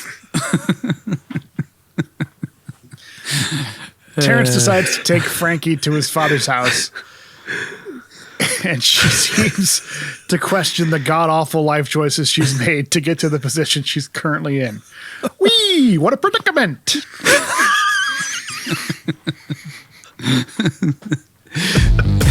Act 3. Time to resolve some shit. Over at Terrence's dad's place, Frankie and Genevieve scream at each other since Frankie brought coke into their house, and Crack Roxy says she'll stab her in the heart, which is an instinct I can identify with just by the sound of Genevieve's voice. My husband is trying to quit drinking. You bring this shit into our house? Genevieve dumps the drugs all over the floor while Terrence tries to calm the situation, and Frankie calls her a drunk, which she clearly is. She has a beer in her hands at every single shot.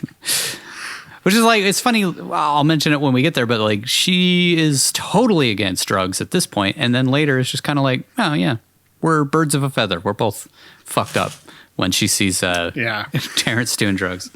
But we'll get there. Suddenly there's a knock at the door, and the public integrity guys are waiting outside his dad's place for some reason, rather than waiting for him at the station or something. Maybe. Yeah, maybe. Just there. Well, this is when they're cracking down on him because of the woe guy's uncle or whatever finally got to him and like probably told him to go to bust these guys. Yeah, that's true. The only way to make this situation trashier would be if Terrence was in a wife beater and instead of a house, Genevieve and Pat lived in a double wide. I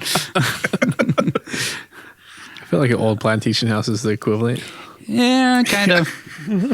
Terrence screams at the guys investigating whether or not he kind of sort of tried to kill an old lady, but they tell him she's decided to drop the case against him since she doesn't remember so good. Well, that's convenient.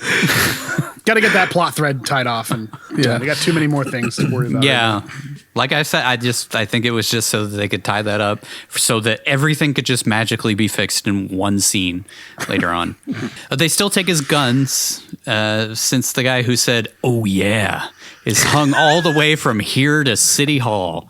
So there will be a hearing to see if he gets to keep his job or not. So his dad owns properties all over the Gulf Coast, and he knows the mayor or something of New Orleans, I guess. Mm-hmm.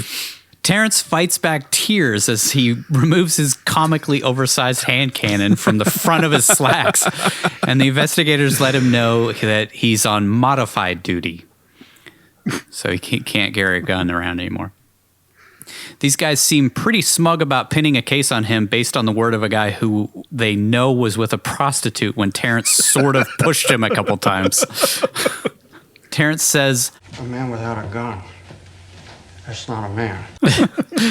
And his dad tells him to just quit his job and give up.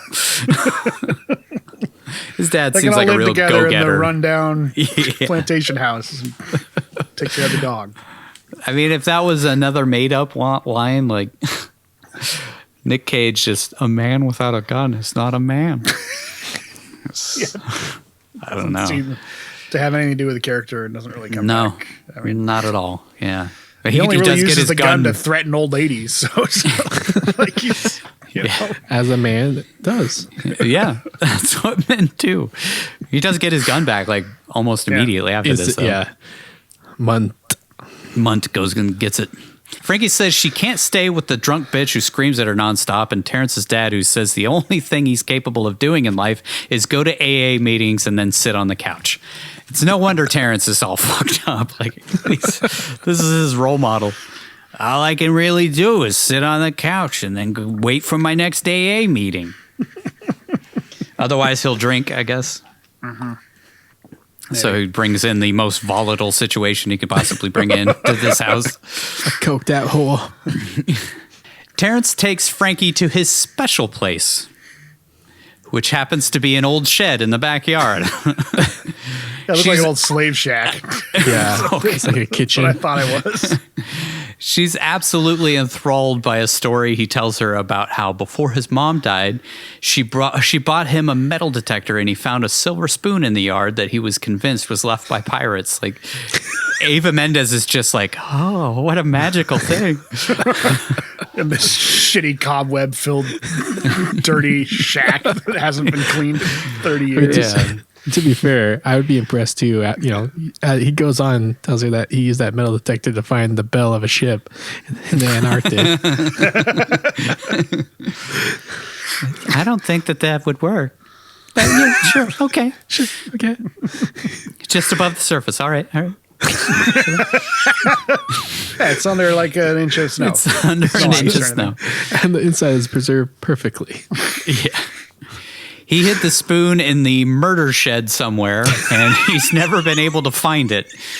I'm guessing if he did find it, he just used it to heat up some heroin, so maybe it's for the best. It's just lucky heroin spoon. Yeah. 100%. That's why he's obsessed with finding it. Mm-hmm. Anyways, all that nonsense seemed to be enough for Frankie to decide to stay with Terrence's weirdo dad and drunk stepmom. So she just stays. He leaves. She just stays there. Yeah, like, why did she decide? Okay, never mind. Hey, we don't have time to deal with her in the plot anymore. Yeah, she's just out. Yeah, that's it. Back at the station, the captain gives this cracked out lunatic his dream job of managing the property room, where 5 minutes later he tries to figure out how to steal drugs without being seen by the cameras. It's first time being in there. He's like up against the wall trying to splinter cell his way around. Avoid the cameras. Just don't even bother calling the cops if you're ever in New Orleans, is what I'm getting out of this movie. Just kind of pointless. He sends Munt, nice of Michael Shannon to get a second scene in this film, to go get Terrence's gun that was just confiscated from him like 2 seconds ago from a different storage spot. So he's not implicated in whatever easily solvable crime Terrence is about to commit. Because Munt is like totally like, God, stop doing what you're obviously doing. Yeah. So I'm going to get busted too. That's just what he says earlier. He's like, I can't do this for you anymore. And that's why he tries to get Vicki Valencourt to help him out. And then he just does it himself later on. A couple detectives come in with some heroin. They confiscate it as evidence, and Terrence steals it immediately. By the way, it's worth noting that he's back to talking like Humphrey Bogart in this scene again. Yeah. So, go to the storage warehouse in Metairie. That way you're not here. And while you're there, get me my .44 Magnum and bring it to me. Okay? Actually, he sounds like the character Andy Kaufman used to use as his alter ego, Tony Clifton, as we mentioned earlier. Yeah. I don't know why he's so upset. This really is his dream job. Like it really is, working in possessions or whatever they called it. Later, like, the captain calls him his best detective, or maybe it was just before this. And I'm like, this is the best detective you have?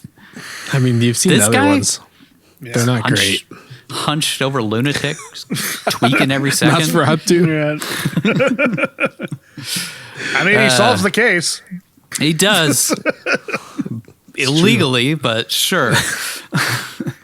Terrence heads straight to Big Fate's, where he's enjoying a nice quiet meal with a few pals, including our old friend, Small-Statured Thug, and some other guys. I'm pretty sure one of them was named I Be Bangin' or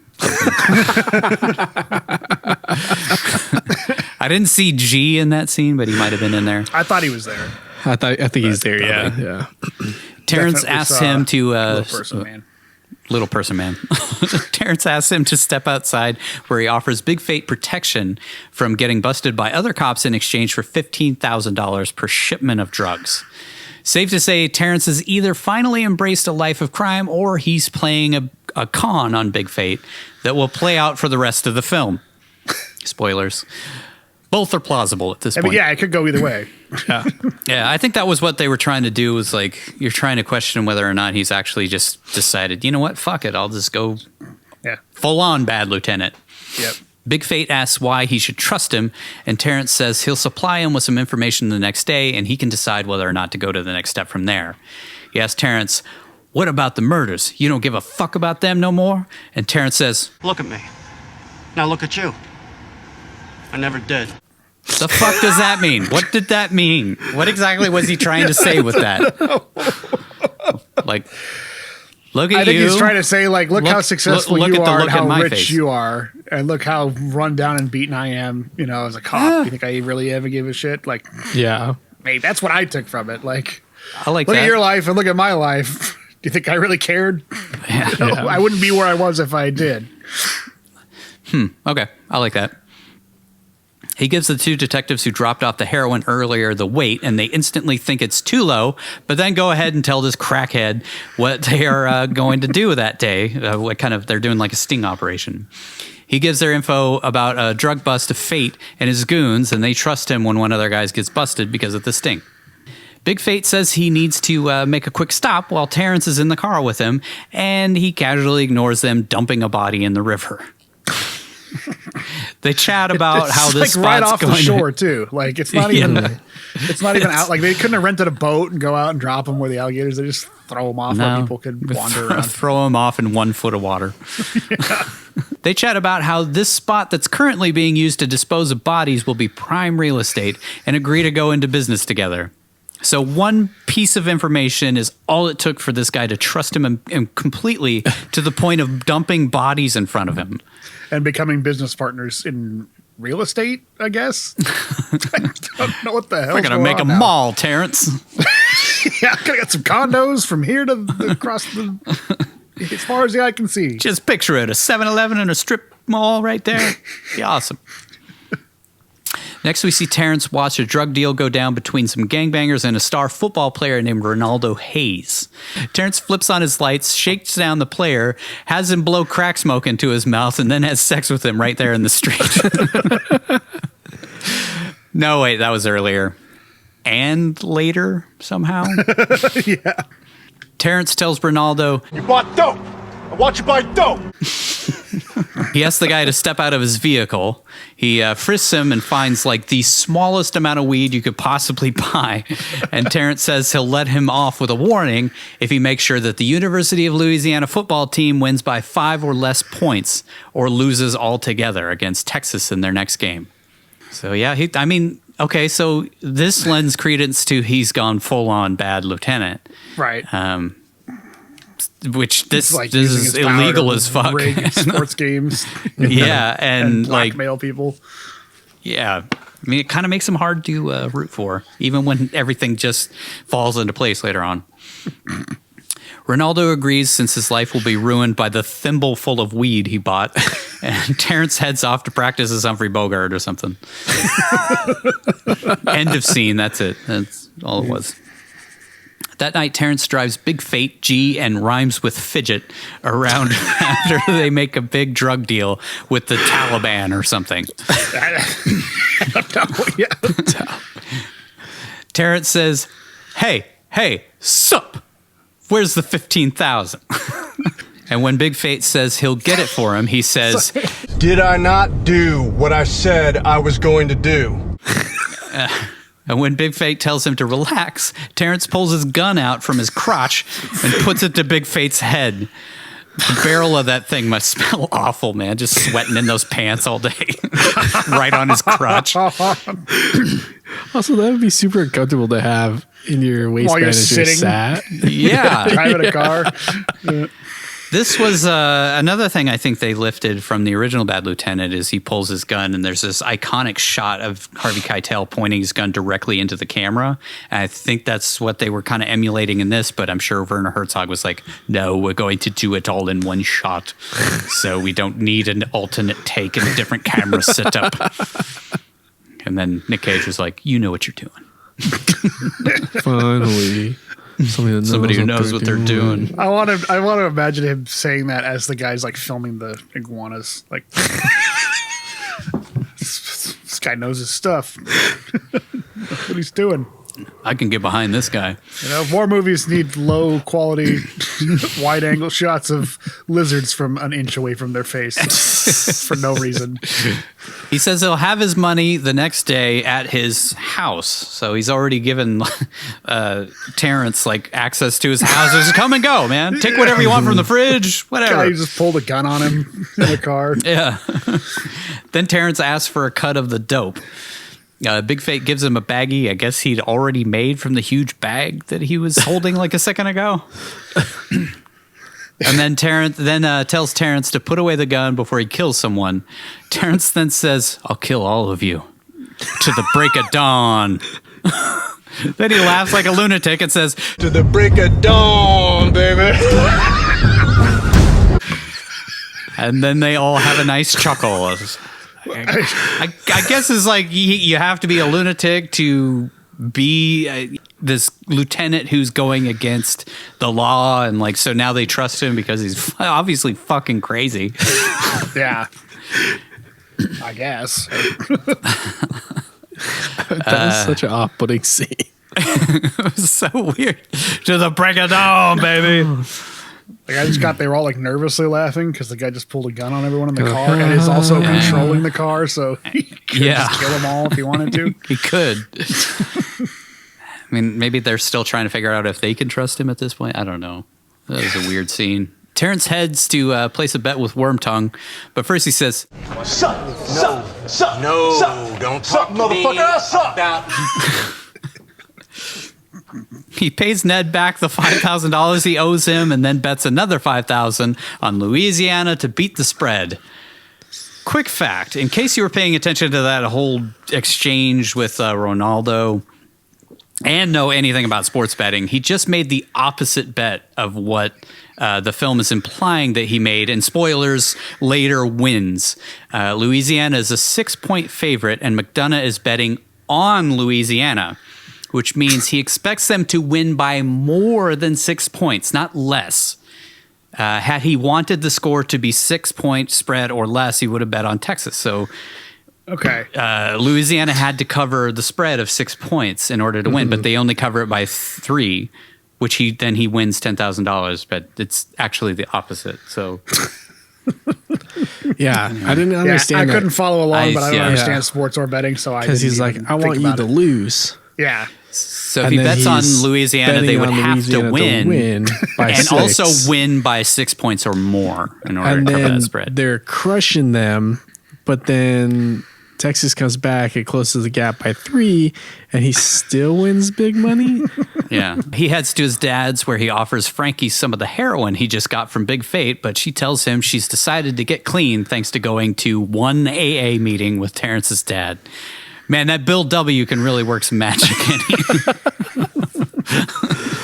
She's a prostitute, by the way. Just remember, she's a prostitute who's high on drugs through the entire film up to this point. And even has like a huge baggie in her purse. But I guess like we see one scene where she's like sitting on the steps and she's kind of reflecting. So I guess, and she also had that moment where she's staring in the mirror. So she's like trying to decide I can't do this anymore. Yeah. Terrence is pretty disappointed that she won't be snorting uncut heroin with him. And he seems to have a moment of reflection on what an absolute fuck up he's become while heading to her place to grab her some clothes. Like when he's heading up the elevator. That was, like, I feel like a lot of movies that fail just forget to include scenes like this, where it's like, there's not much to this. It's just he's staring at the floor and we kind of hold on it for a little bit. And the whole, you can imply 1,000 things in that shot. And I feel like a lot of films just kind of gloss over those scenes because they're like, well, it's kind of pointless and it's short and it's you'll get it. But I feel like as an audience, you don't really get it without these little tie-in scenes. Yeah, that's a good point. Yeah. He finds a picture she has of him at her place from when he was promoted to lieutenant for not letting that guy drown at the beginning of the movie. She keeps the picture in a drawer since I'm guessing she doesn't want one of her clients spotting it while they're pounding her. In more ways than one. No. Oh. Whoa. Whoa. Whoa. Whoa. Whoa. Whoa. Whoa. Oh, yeah. On his way out, he's spotted by Dave and the Fast and Furious extras who tail him to Big Fate's house. All right, here we go. This whole scene is just absolute magic. This is the best scene in the whole movie, hands down. At Big Fate's, he weighs out the most recent score that Terrence helped them make. G lights Big Fate's crack pipe while we pan down to see that there's a shotgun under the desk that is currently aimed at Terrence's balls, which I guess they're trying to potentially finish the job that Terrence's 44 never could. Like, Terrence moves to the desk and takes a hit from the crack pipe because you don't just smoke crack in front of a junkie and expect them to not join in. By the way, Nick Cage smoking crack is absolutely amazing sight to behold. Like, he asks how much they paid for the cocaine Big Fate just scored, and then asks for 25% of the dope uncut rather than the $15,000 they originally agreed upon, while shaking back and forth like a Tickle Me Elmo doll. Big Fate says, to borrow retail terms, Terrence gets the drugs at cost rather than retail markup, so he doesn't make anything off of it. Terrence says, That's one way of looking at it. The other is you get to keep 75% and not go to prison for the rest of your life. Because he's high on crack. Yeah. I guess his unhinged shaking back and forth insanity convinced Big Fate, so he cuts open the dope and gives him his share. Yeah, why don't they just kill him? I think Big Fate was planning on killing him. Yeah. And I think that was part of the implication with the shotgun under the desk. Yeah, you're right. Was that he was going to take him out, but at the same time, he's not paying attention. He's not like paying attention to the gun. I don't know. It's kind of a weird, like weirdly shot scene where it's like, it's almost like they're just letting us in on the fact that there's a shotgun under the desk, not necessarily that it's going to be used to kill Terrence. But in hindsight, Big Fate should have killed Terrence. Right. Would have saved them a lot of grief. Yeah. Then as he's spilling the drugs all over the place, he says, and I quote, "Hey, did I ever tell you the story about the naked elk? Naked elk, yeah.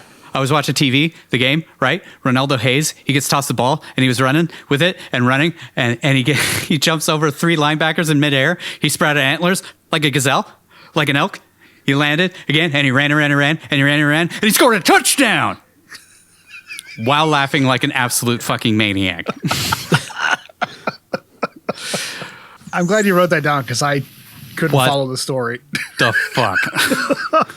I thought he said a different word.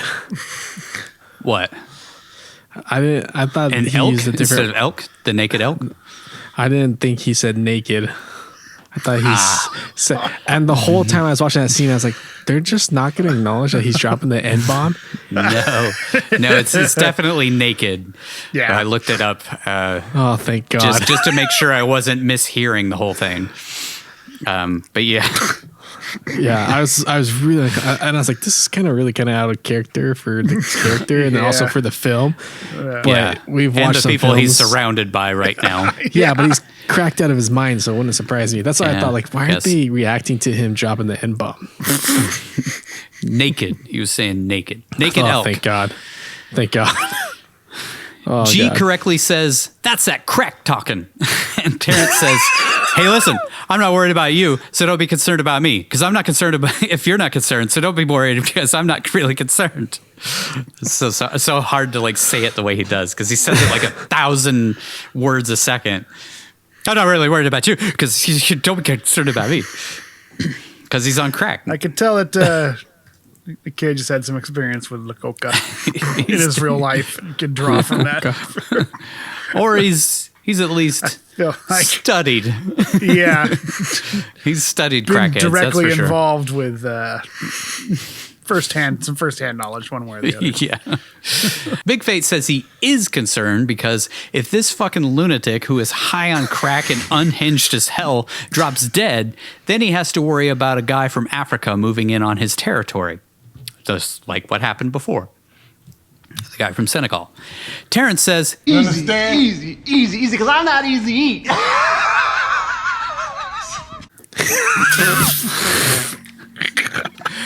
Then Big Fate says what we're all thinking.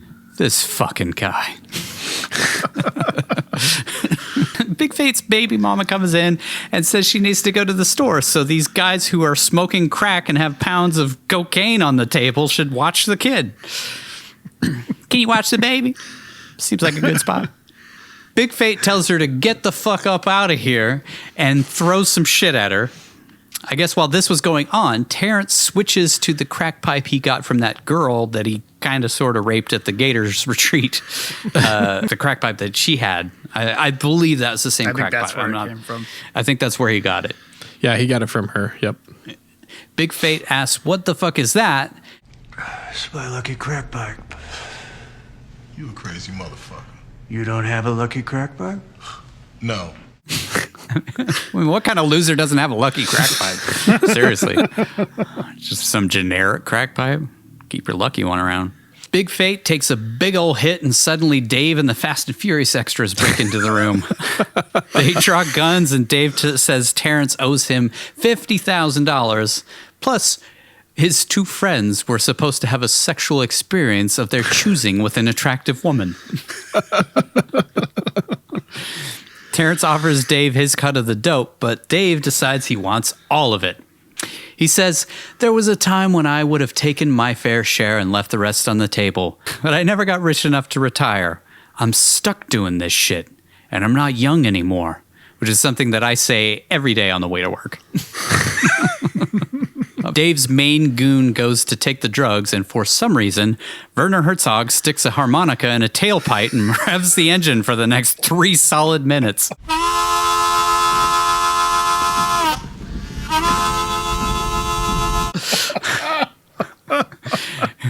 Big Fate blasts the main goon with the shotgun under the table, then says Dave to his retirement, which he was asking for, with another blast to the chest.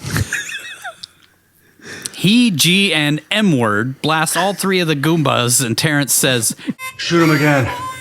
What fool? His soul's still dancing. We cut to a hallucination Terrence has of a guy breakdancing in the room while loud singing starts. But it's basically just someone going, woo, yee, ah, yee, woo, wee, woo, pa, woo, woo, woo, woo, woo. Over and over and over. I thought they sampled Bjork's new stuff.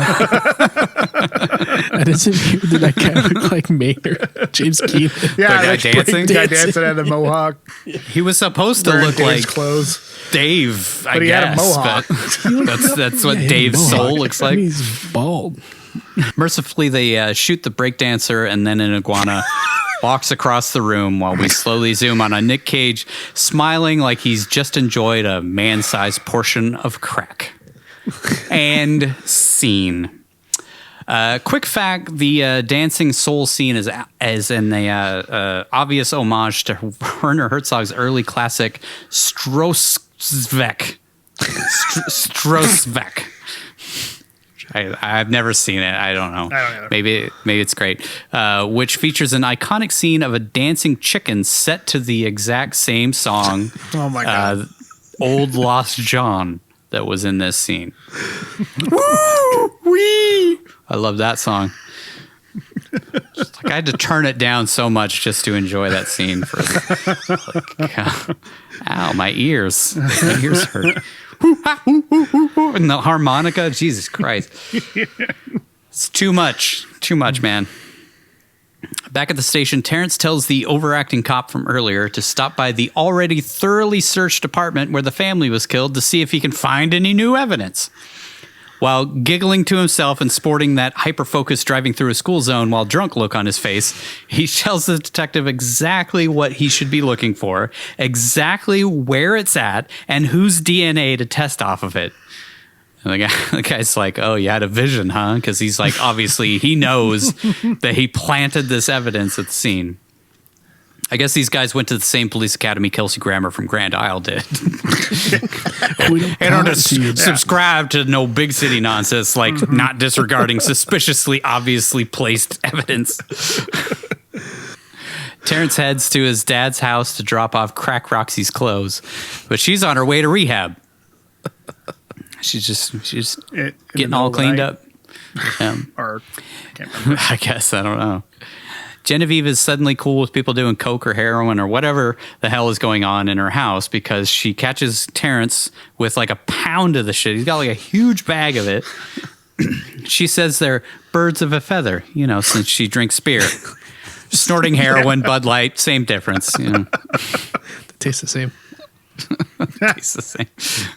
They watch the game that Terrence dropped $5,000 on, and he finds out Ronaldo took himself out of the game, so he has no bearing on the outcome. I guess that was Ronaldo's choice. Louisiana is up by 18 in the second quarter and dominating the game, so he assumes there's no chance in hell that he'll win the bet. So he says he'll kill him while nodding out on his heroin or whatever the hell he's snorting. Which, by the way, he would have been ecstatic in that scene because it's like, oh, I beat the spread. All right. Right. They're just kicking their ass, and then later would be really upset when he found out they only won by 3.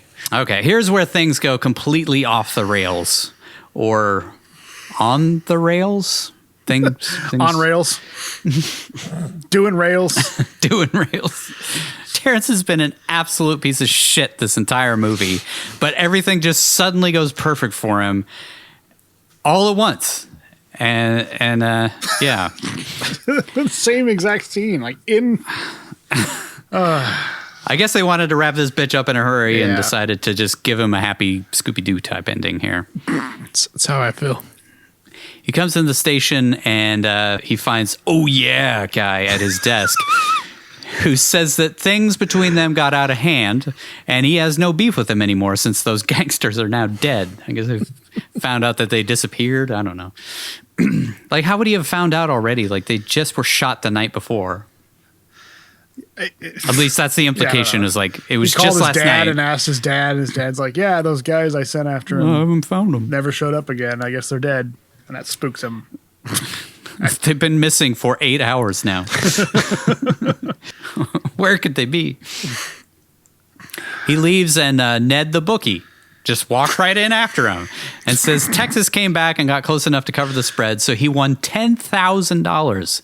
Oh, and Ned's daughter's tickets were just taken care of by Vicki Valencourt. So that's all cleared up now. And not only that, but he like pulls out the $10,000 and spreads it and hands it to him in his office in front of all these other cops. Yeah. They're all like, As he walks out of the room, the captain walks in with a huge cheesy grin on his face and says they found Big Fate's DNA crack pipe, or DNA on a crack pipe that miraculously just appeared out of thin air at the crime scene.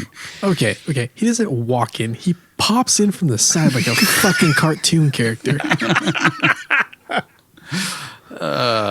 So in the span of 2 minutes, every single problem in Terrence's life was suddenly cleared up just like that. What a great morning he's having. Just after we've been spending an hour and 45 minutes watching him destroy his life. Yeah. Through his own actions. This is where we, I think, collectively all had big problems with this movie. It's like, yeah, it was pretty solid up to this point, and like if it would have had a good conclusion to the story that actually made sense with the story, then I think we all collectively would have given it a much better score than we're probably going to give. That night, Terrence heads to find Frankie at his dad's house, I think. It's not really clear where he's at. I think he's at that house again, because I think it's the same spot where he was snorting the coke or heroin or whatever, where he shows her that he found the silver spoon he's been looking for years. God, this guy's having the luckiest day ever. He drank that potion from fucking Harry Potter that morning or something. He cooks up some heroin and injects her while she screams, "I don't want to be a junkie prostitute anymore." As he laughs hysterically in her face while he smokes crack. No, actually, they have a super cute Hallmark moment where he gives her the spoon and they stare at this crusty thing in the moonlight for a few minutes. It's like I think she was sleeping everything like in that shack. Like, that's where I thought that scene took place. That's what it looks like. I don't think there was a bed in that shack. But it looked like they were just in this. It's like a dirty ass room that she's staying in. So I thought it was like. I thought it was that room from their house that she was sleeping in previously. I thought it was that room. It was. I don't know. Either whatever. Sorry. But I thought she had left. She went to rehab, but she's back now. That's what I thought. But this is later the next day. Yeah, he went to work like the 2 next days morning. later. Yeah. She's cute. All his problems got sorted out, and then he found the spoon and was showing it, waking her up in the middle of the night to show her the spoon. This is why I'm questioning, is it possible that, okay, so they shoot his soul in that scene with Big Fate, but we just like shoot him again, his soul's still dancing. What if that was him getting shot? And this is all in his head. The ending of this movie, it's the only thing that makes sense. Like everything just is perfect at once. It's like he's just imagining everything being amazing. I thought this was going, that he OD'd next to his stepmom. Oh, after that scene? Okay. Yeah. I thought he OD'd next to his first mom. Okay. Either way, that's the only thing that I will accept is like, this is the only way that this could actually happen like this. Yeah. The case gets dropped. He wins $10,000 and solves the case all in the span of 2 minutes. So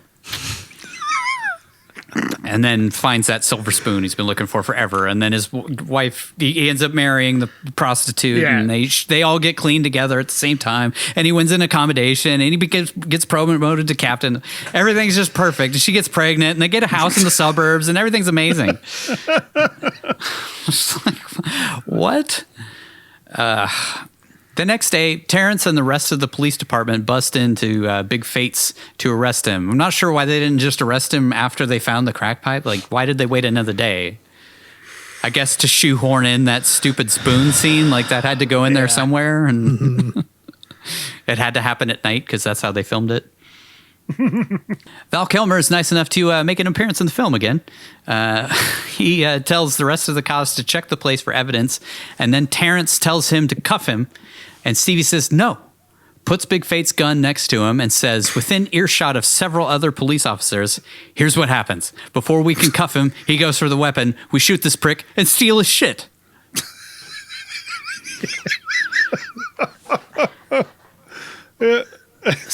Look. Is he talking about the drugs? Them just robbing his place? With all these cops there, they're just going to ransack his house.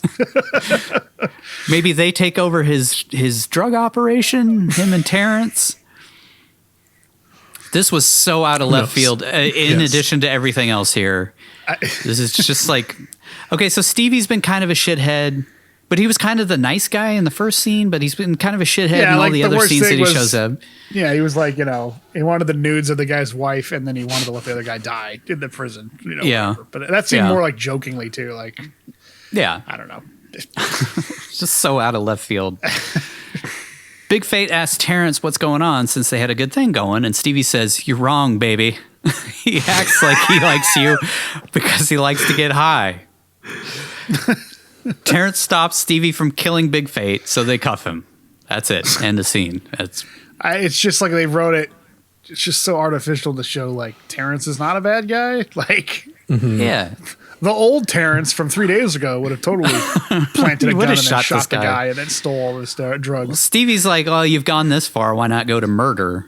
And I think that was where I think as an audience we were supposed to wonder whether or not he's going to choose to continue to be bad or maybe fix his life at this point now that things are miraculously going perfect for him.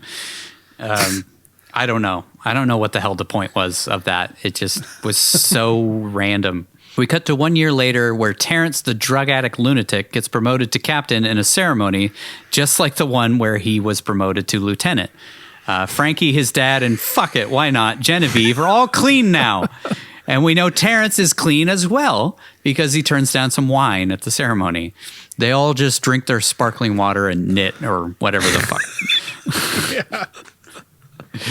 We'll just stick to our sparkling water and sit alone here and talk about the weather or whatever. Well, he's got a pregnant wife, so she can't drink. So she's, Frankie, the prostitute, is pregnant with Terrence's baby, so I guess our clients are going to have to use the other entrances for a while. Oh, my God. No, wait. She's left that wife. They toast to new life, and Genevieve toasts to her new family. Oh, isn't everything just miraculously perfect all of a sudden? Wow. Terrence drops Frankie off at their new house because, of course, he has a nice new house in the suburbs, despite being a crackhead like three scenes ago. Maybe he always had the house. We never saw his house. That's true, I guess. Maybe. He heads off to work the night shift, but first he needs to make a quick pit stop at the Gators Retreat. We see literally the same scene from the first trip to the Gators Repeat play out. Same girl comes out with a guy. Terrence follows them to the same parking lot. Hell, even the same parking spot. I thought it was a different girl. Yeah, I thought it was. It's the same girl. It's the same girl. God. Why pay for two lighting setups when you can just film the same scene twice in a row? I mean, okay. I'm like 95% sure it's the same girl. Pretty sure they're different, unless you looked at them side by side, which I didn't. But I was like, looked exactly the same. They parked in the same parking spot and had the exact same situation going blocking, same everything. Yeah. Film it the exact same. They probably just shot the scenes back to back. Pretty sure, yeah. I'm pretty sure Terrence even looks exactly the same. Like, wearing the same clothes, got the same look on his face. He shakes them down exactly the same way as the first time, but we cut before he can smoke crack and bang the girl or whatever. We cut to Terrence in a hotel with a huge bag of coke next to him. So I guess she had a lot of coke in her purse. Or is this implying that he went off the rails at that point and now he's back on the drugs, and we cut to the future and now he's at an impasse again? I don't know. I thought it was implying he never stopped and he still just had a shitload of drugs and was still doing this. You know how people snort coke from big, huge Ziploc bags? People bring those to the club and stuff. It's always like little things, like the vial that he has earlier and stuff, not Ziploc bags full of cocaine.